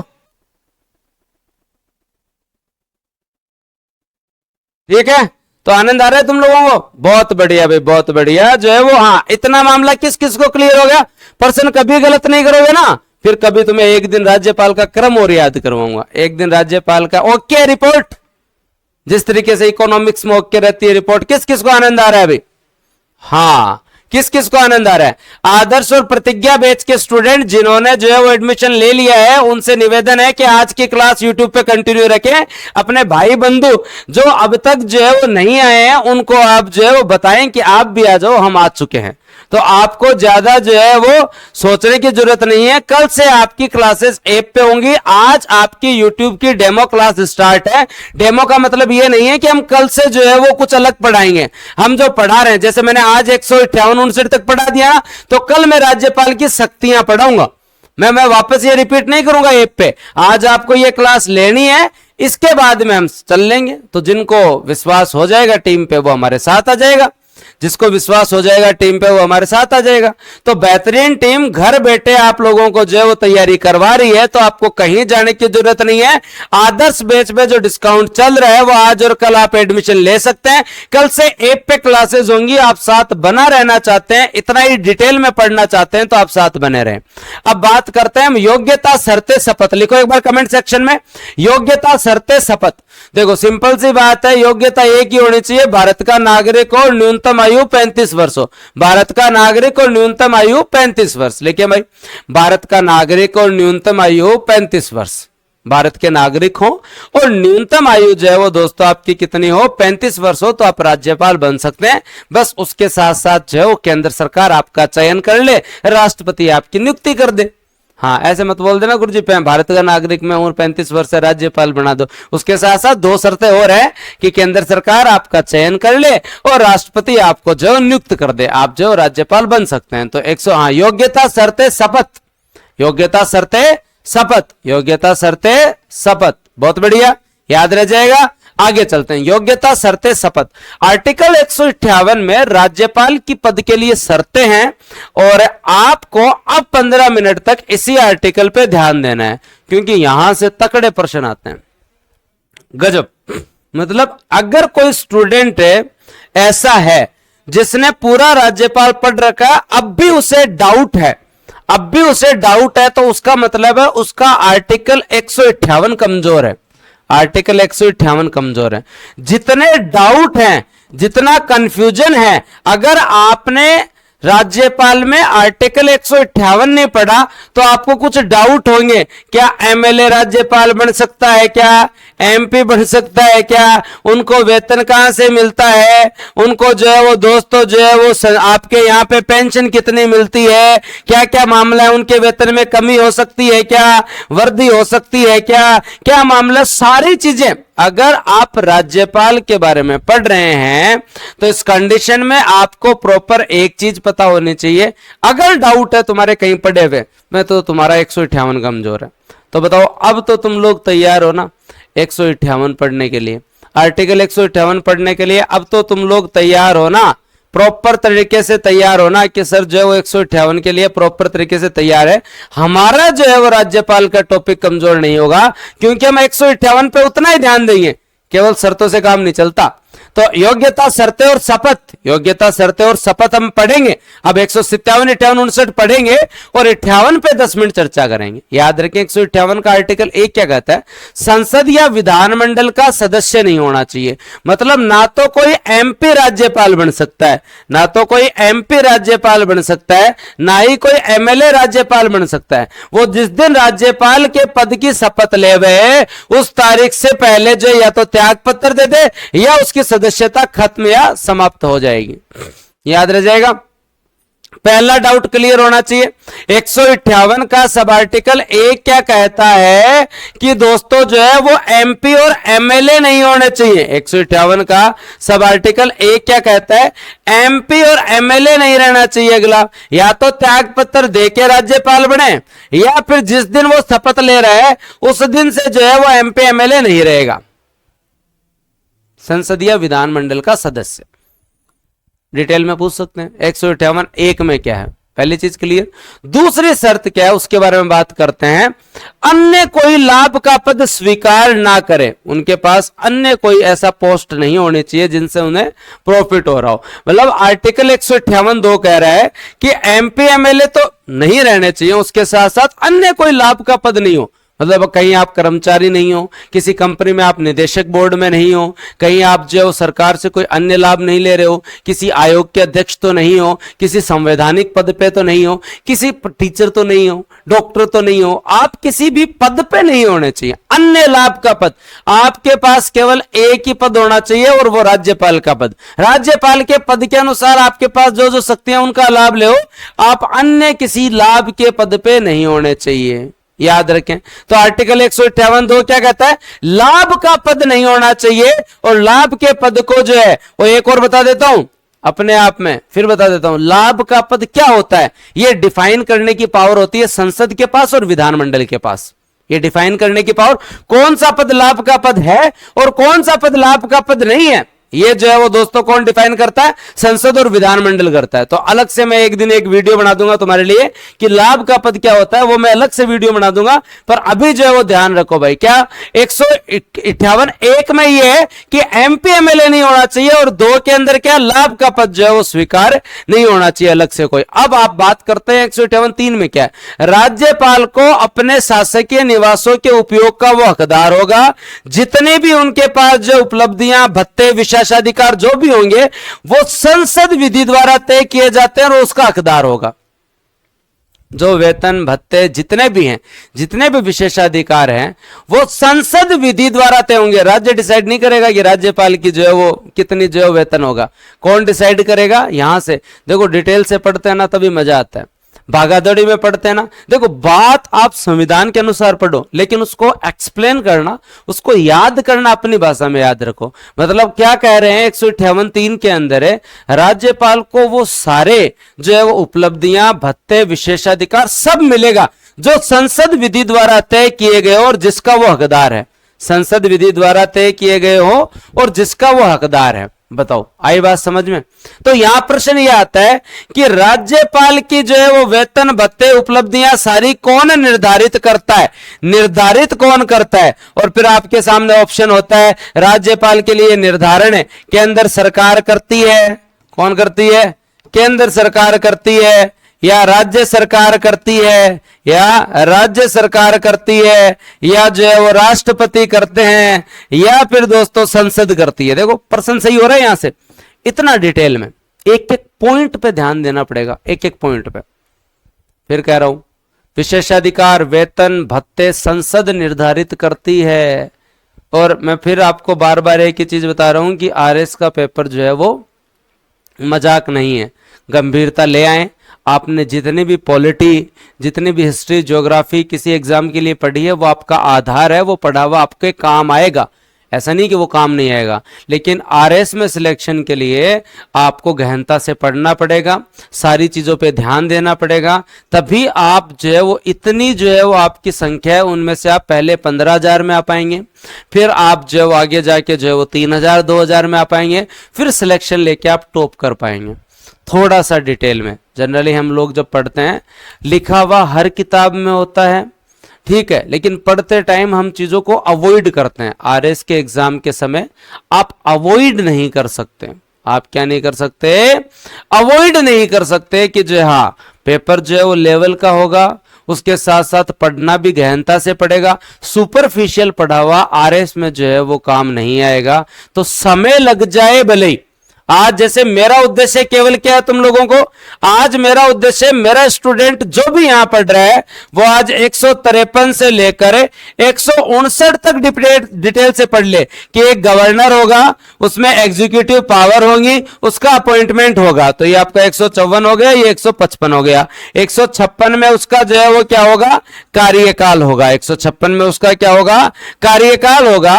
अब 157 में जो उसकी योग्यता, 158 में 159 में दोस्तों जो है शपथ। हां, तो अगली क्लास आहार एवं पोषण का, जो कहते हैं ना साइंस कमजोर है, आज पढ़ के देख लेना, तुम्हारा फेवरेट सब्जेक्ट बन जाएगा।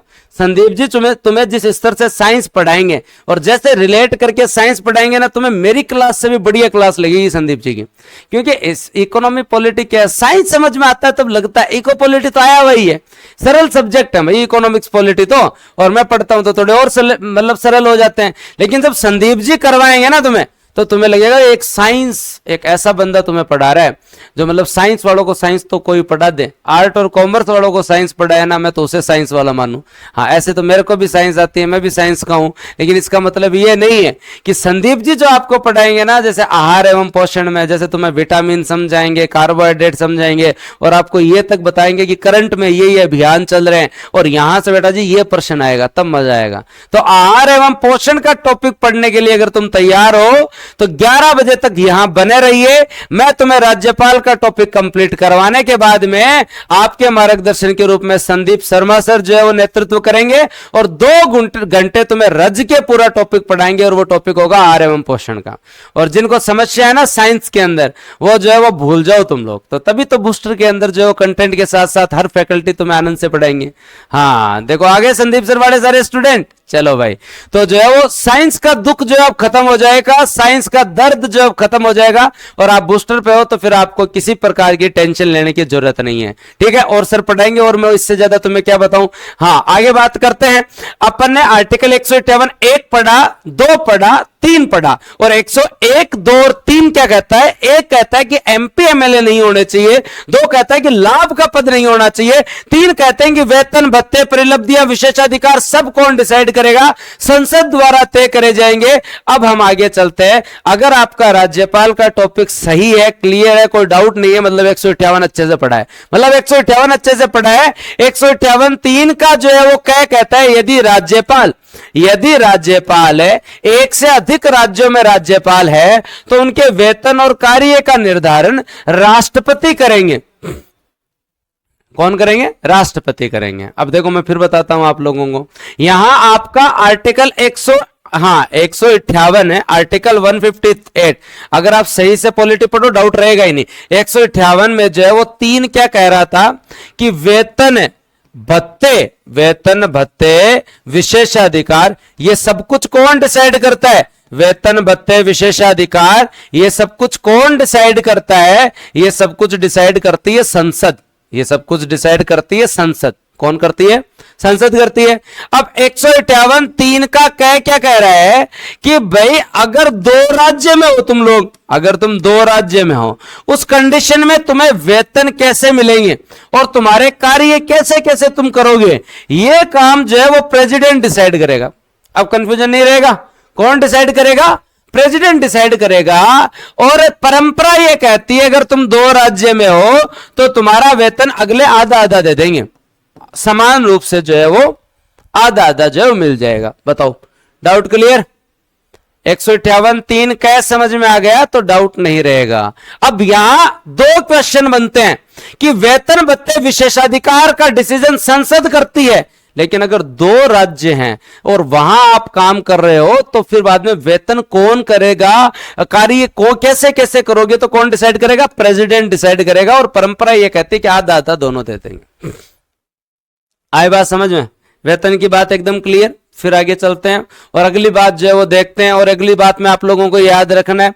अब क्या याद रखना है? राज्यपाल की पदावधि के दौरान कोई भी कटौती नहीं की जा सकती, कोई भी अलाभकारी परिवर्तन नहीं किया जा सकता, कोई भी जो है वो कटौती नहीं की जा सकती। तुम चाहो तो उनका वेतन बढ़ा दो, भले तुम चाहो तो जो है उनके घर पे 4 गार्ड और लगा दो, तुम चाहो तो जो है वो उनका जो है मकान और बड़ा कर दो, जो करना है वो कर दो आप।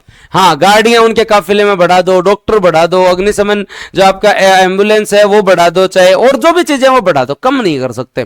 तो 158 4 क्या कहता है? राज्यपाल की पदावधि के दौरान कोई भी अलाभकारी परिवर्तन, कोई भी कटौती नहीं की जा सकती, वर्दी आप कर सकते हो।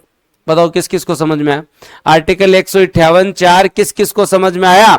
हाँ, और आर्टिकल 158 किस किस को क्लियर है? उसके बाद में मैं आगे ही चीजें बताऊंगा ताकि सारे डाउट क्लियर हो जाए। फिर हम लोग शपथ पे भी आएंगे, हाँ फिर हम सारी चीजें कवर करेंगे। लेकिन मेरा आप लोगों से यही है, हाँ आप लोगों को ये याद रखना पड़ेगा कि 158 क्या क्या कहता है। 158 से कितने प्रश्न बन सकते हैं? 158 अगर आपका कमजोर नहीं है तो आपको ये पता है कि कोई एमपी और एमएलए जो है वो अगर राज्यपाल बनता है तो वह एमपी एमएलए नहीं रहेगा।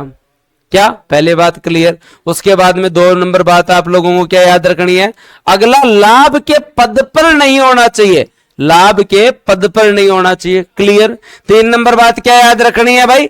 3 नंबर बात याद रखनी है कि संसद डिसाइड करेगी कि उनके वेतन, भत्ते, परिलब्धियां, विशेषाधिकार क्या होंगे? कसर ये भी क्लियर है। और फिर 4 नंबर बात क्या याद रखनी है? 3 कह क्या कहता है कि अगर दो राज्य में है तो फिर वेतन कैसे चुकाया जाएगा? ये दोस्तों याद रख लेना, राष्ट्रपति साहब डिसाइड करेंगे। कौन डिसाइड करेंगे? राष्ट्रपति साहब। और 4 क्या कहता है? कोई कटौती नहीं की जा सकती, कोई कटौती नहीं की जा सकती। बताओ, एकदम क्लियर? सर समझिए क्या, हमें तो याद ही हो गया। समझिए क्या, हमें तो याद ही हो गया। याद हो गया तो फिर बाद में जो है और आगे चलते हैं और ध्यान देते हैं अपन जो है वो। इसमें अब और कुछ डाउट और आ सकते हैं, उनका भी जो है समाधान साथ ही कर लेते हैं। अब समाधान क्या करना है भाई कि वेतन जो है आपका, जो वेतन जो है राज्यपाल का वेतन जो है वो राज्य की संचित निधि पर भारित होता है। वेतन किस पे भारित होता है? राज्य की संचित निधि पर भारित होता है। राज्य की संचित निधि पर भारित होता है, मतलब राज्य सरकार देगी। कौन देगी? राज्य सरकार। पहले क्लियर? लेकिन वेतन का निर्धारण कौन करेगा? वेतन का निर्धारण संसद करेगी। वेतन का निर्धारण कौन करेगी? संसद करेगी। वेतन का निर्धारण कौन करेगी? संसद करेगी। पहली चीज क्लियर। अब उसके बाद में पेंशन जो होती है, पेंशन जो है वो दोस्तों आपको जो पेंशन तो भाई बात राज्य थोड़ी देगा, पेंशन केंद्र की संचित निधि पर भारित होती है। केंद्र की संचित निधि पर भारित होती है। केंद्र की संचित निधि पर भारित है। केंद्र की संचित निधि पर भारित है। लेकिन हाँ, इसका निर्धारण कौन करेगा? निर्धारण संसद करेगी। निर्धारण कौन करेगी? संसद करेगी। लेकिन अगर 2 से ज्यादा राज्यों में आप लग रखे हो, मान लो आप 2 राज्य में हो तो वेतन कितना कितना कौन देगा इसका निर्धारण राष्ट्रपति करेगा। टोटल वेतन का डिसीजन संसद। वेतन देगा कौन? राज्य की संचित निधि से। कौन सा राज्य कितना देगा ये डिसीजन राष्ट्रपति का। अब बताओ, आनंद आया तुम लोगों को?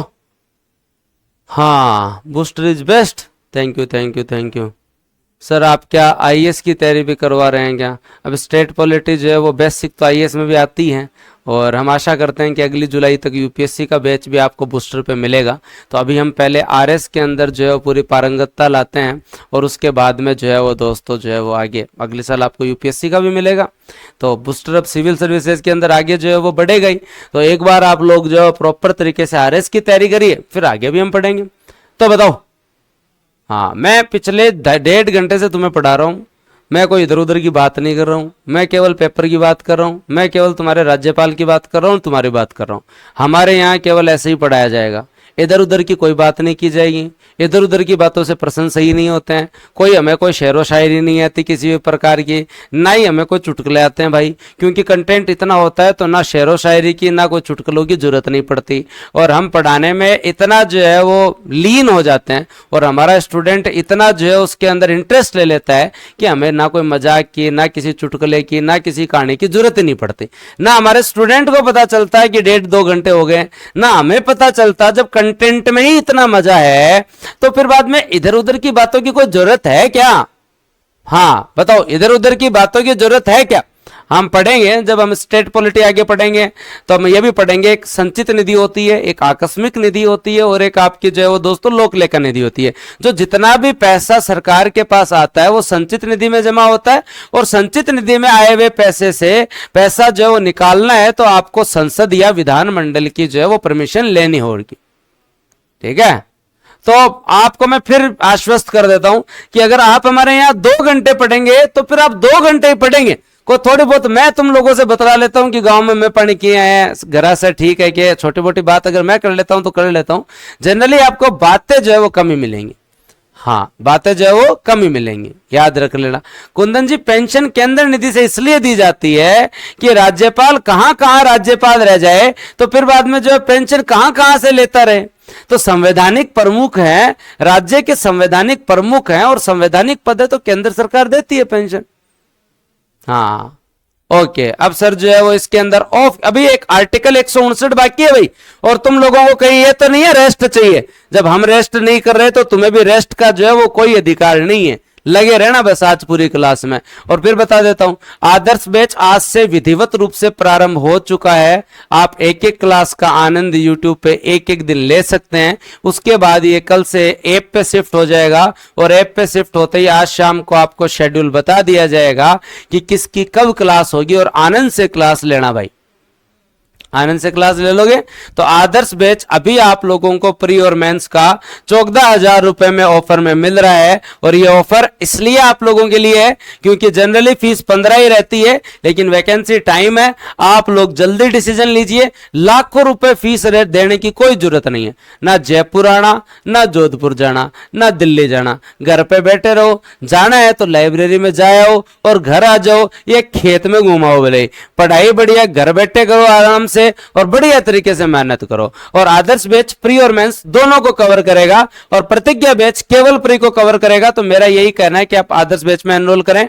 टेस्ट सीरीज हमारी 15 तारीख से स्टार्ट हो रही है और जिसके लिए आप लोग जो है वो तैयार हो जाइए, जिसके लिए आप लोग जो है वो तैयार हो जाइए। अब आगे चलते हैं और बात करते हैं। हाँ, और आप अगर यहां से पॉलिटी पढ़ रहे हैं तो अब आपको किसी भी प्रकार की स्टैंडर्ड बुक पढ़ने की जरूरत नहीं है, क्योंकि जितनी स्टैंडर्ड बुक में जितनी बातें हैं और आपके यहां पे जो संविधान में जितनी बातें हैं वो सारी हम आप लोगों के लिए एक जगह करके लाए हैं। तो फिर आप एक्स्ट्रा एफर्ट मत करें, आप एक बार ना करें। जब आप पूरा पढ़ लें फिर आपको लगे कि कल सर जो है वो कुणाल सर ने, रामनिवास सर ने, सबने यही बात कही कि आप जो है वो बढ़िया तरीके से पढ़ें और जब पूरा सिलेबस हो जाए तो उसके बाद आपको जितना इनोवेशन करना है उतना कर लो। अब बात करते हैं दोस्तों शपथ के बारे में। उच्च न्यायालय के मुख्य न्यायाधीश द्वारा या वरिष्ठतम न्यायाधीश के द्वारा जो है वो क्या दी जाती है दोस्तों, इन्हें जो है वो अपने पद की शपथ दिलाई जाती है। याद रखें, उच्च न्यायालय के मुख्य न्यायाधीश है या वरिष्ठतम न्यायाधीश द्वारा जो है वो शपथ दिलाई जाती है। लेकिन शपथ से पहले एक नियुक्ति पत्र जारी होता है। शपथ से पहले राष्ट्रपति साहब साइन करके और एक नियुक्ति पत्र जारी करते हैं और उन्हें अधिपत्र कहा जाता है। उसे क्या कहा जाता है? अधिपत्र। 159 से डाउट रह सकता है, 159 से जो है वो डाउट रह सकता है। तो समझते हैं यहां पे दो चीजें हैं, यहां पे याद रखें दोस्तों। आर्टिकल 159 के अंदर दो चीजें हैं, आर्टिकल 159 के अंदर दो चीजें हैं। एक आपका अधिपत्र। अधिपत्र जो है वो पत्र है जो राष्ट्रपति के द्वारा भेजा गया नियुक्ति पत्र है। राष्ट्रपति के द्वारा प्रेषित नियुक्ति पत्र, राष्ट्रपति के द्वारा प्रेषित जो नियुक्ति पत्र होता है वो नियुक्ति पत्र जो है वो दोस्तों आपका क्या है? अधिपत्र है। नियुक्ति पत्र जो है वो क्या है? अधिपत्र है। और एक होती है शपथ, एक होती है दोस्तों आपकी शपथ, याद रखें। और आपकी जो ओथ जो है वो संविधान के अनुरूप, संविधान है के अनुरूप आपकी ओथ होती है, संविधान के अनुरूप आपकी जो ओथ होती है। तो आपको शपथ दिलाने से पहले, आपको शपथ दिलाने से पहले जो है वो दोस्तों जो है वो एक क्या होनी चाहिए?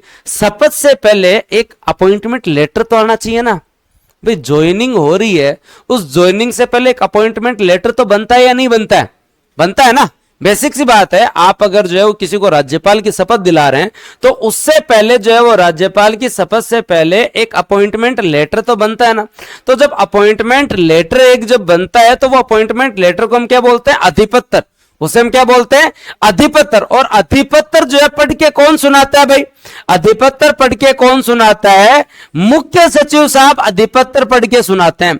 आपके राज्य के मुख्य सचिव साहब जो है वो अधिपत्र पढ़ के सुनाते हैं कि आपको राज्यपाल की नियुक्ति के लिए राष्ट्रपति साहब से जो है वो एक अधिपत्र जो है वो ये है। बताओ भाई, और शेयर कर दो सभी ज्यादा से ज्यादा। हाँ,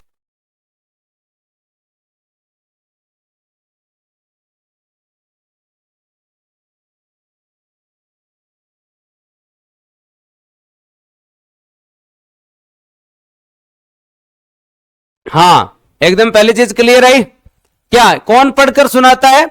आर्टिकल 159 के तहत कौन पढ़कर सुनाते हैं? राष्ट्रपति के द्वारा प्रेषित जो नियुक्ति पत्र होता है, अपॉइंटमेंट लेटर होता है, उसे राजस्थान के राज्यपाल को नियुक्त करने से पहले मुख्य सचिव साहब ये पढ़कर सुनाते हैं कि भाई साहब वहां से लेटर प्राप्त हो गया है। को ठीक बात है, हो गया। तो अब आर्टिकल 159 के अनुसार संविधान के अनुरूप शपथ दिलाई जाती है कि जो है वो दोस्तों ये शपथ कौन दिलाते हैं?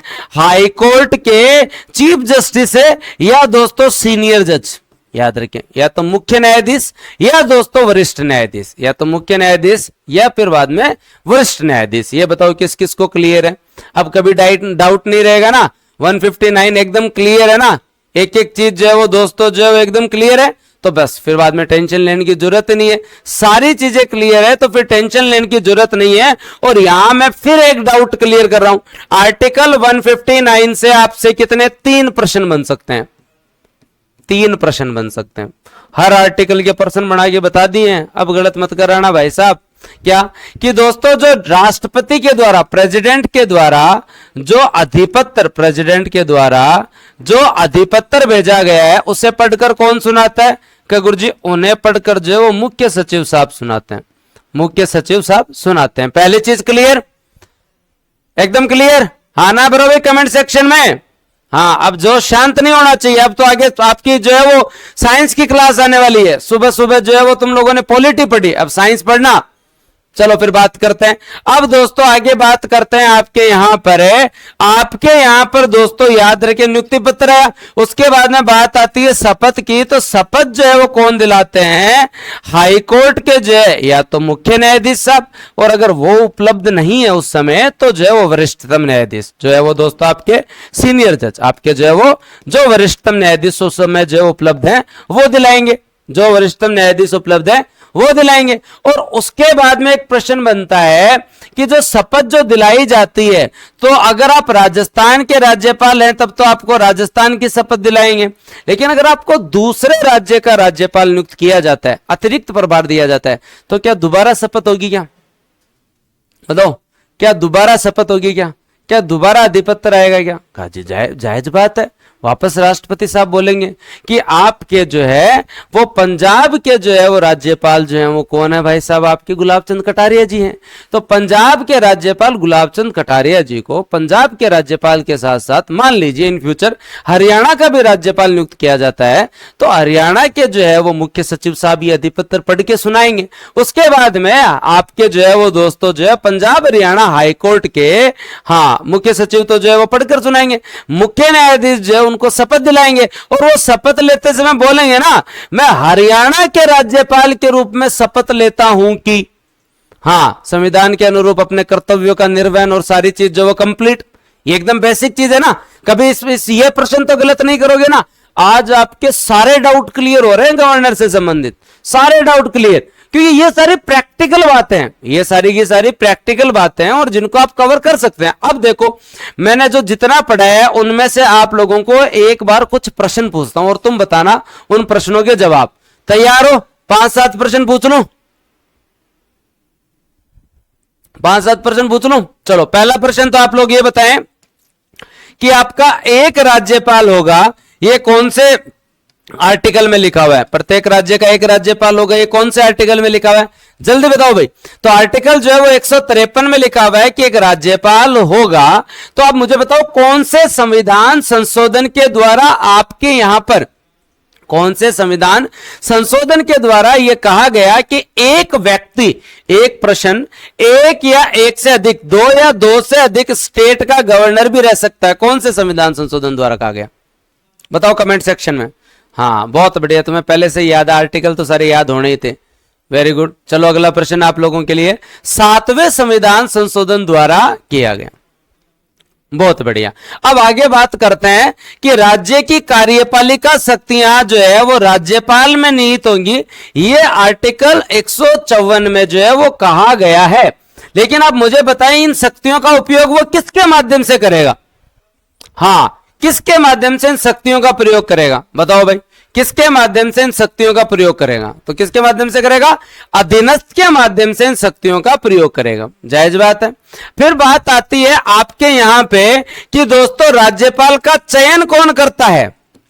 बताओ कमेंट सेक्शन में, राज्यपाल का चयन कौन करता है? राज्यपाल का चयन कौन करता है? राज्यपाल का चयन कौन करता है? अगला प्रश्न, राज्यपाल की नियुक्ति कौन करता है? एक एक डाउट क्लियर होना चाहिए, आर्टिकल तो वैसे ही याद है। तो चयन कौन करता है? केंद्र सरकार चयन करती है, राज्यपाल का केंद्र सरकार जो है चयन करती है। नियुक्ति जो है राष्ट्रपति साहब करते हैं। कौन करते हैं? राष्ट्रपति साहब करते हैं। क्या सर ये भी जायज बात है। अगला प्रश्न आप लोगों से कि राज्यपाल का पद कहां से लिया गया है, राज्यपाल का पद कहां से लिया गया है, और राज्यपाल का जो है वो दोस्तों नियुक्ति की प्रक्रिया कहां से ली गई है, नियुक्ति की प्रक्रिया कहां से ली गई है, नियुक्ति की प्रक्रिया कहां से ली गई है बताओ। हाँ, केवल रट्टा नहीं मारना कि एक राज्यपाल होगा, उसमें एग्जीक्यूटिव पावर होगी, उसका अपॉइंटमेंट होगा, उसके बाद में कार्यकाल, योग्यता, शर्तें, शपथ, ये तो सबको ही याद है, ये तो सबको ही याद है। तो पद जो है वो 1935 के एक्ट से लिया गया है। नियुक्ति की प्रक्रिया सर कनाडा से ली गई है, नियुक्ति की प्रक्रिया जो है वो कनाडा से ली हुई है, नियुक्ति की प्रक्रिया जो है वो क्या ली हुई है, कनाडा से ली हुई है। ये तो सर याद हो गया, जायज बात है, याद हो गया। उसके बाद में अगला प्रश्न आप लोगों के लिए मैं पूछता हूं कि जो है वो आपके राज्यपाल होते हैं वो किनके प्रसाद पर्यंत होते हैं, उनकी नियुक्ति कौन करता है, उन्हें हटा कौन सकता है, और वो त्याग पत्र किसे देते हैं, बताओ। अगला प्रश्न आप लोगों के लिए, हाँ कमेंट सेक्शन में यह झाम बांध दो, खिंचा रखो मीटर।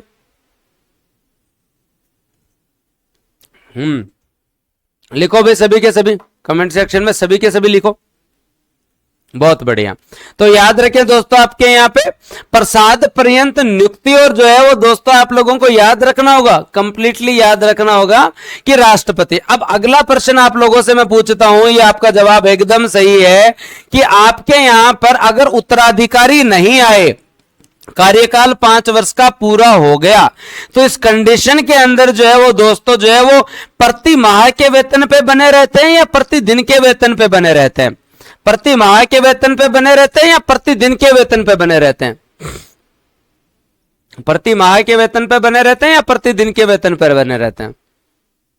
क्या बात है, गजब, प्रतिदिन के वेतन पे बने रहते हैं। अगला प्रश्न आप लोगों से कि राज्यपाल का जो है वो वेतन का निर्धारण कौन करता है, राज्यपाल के वेतन का निर्धारण कौन करता है, केंद्र सरकार करती है, राज्य सरकार करती है, संसद करती है, राष्ट्रपति। क्या सर जी, निर्धारण संसद करती है, लेकिन वेतन देते कहां से हैं, क्या सर जी, वेतन जो है वो राज्य की संचित निधि पर भारित होता है, राज्य की संचित निधि पर भारित होता है, राज्य की संचित निधि पर भारित होता है, राज्य की संचित निधि पर भारित होता है। क्या बात है, ये तुम लोगों को पता है। लेकिन ये बात बताओ कि कोई गवर्नर अगर एक से अधिक राज्य, मतलब 2 राज्यों का राज्यपाल है, तो उसका वेतन कौन देगा, इसका डिसीजन या उसके कार्य क्या होंगे, ये निर्धारित कौन करता है, ये निर्धारित कौन करता है, बताओ, ये निर्धारित कौन करता है, ये निर्धारित कौन करता है, क्या बात है, ये कौन निर्धारित करता है, ये राष्ट्रपति करता है। ये निर्धारित कौन करता है दोस्तों, राष्ट्रपति करता है। और अब दोस्तों आप लोग जो है ये बताएं कि पेंशन कौन देता है, पेंशन कौन देता है,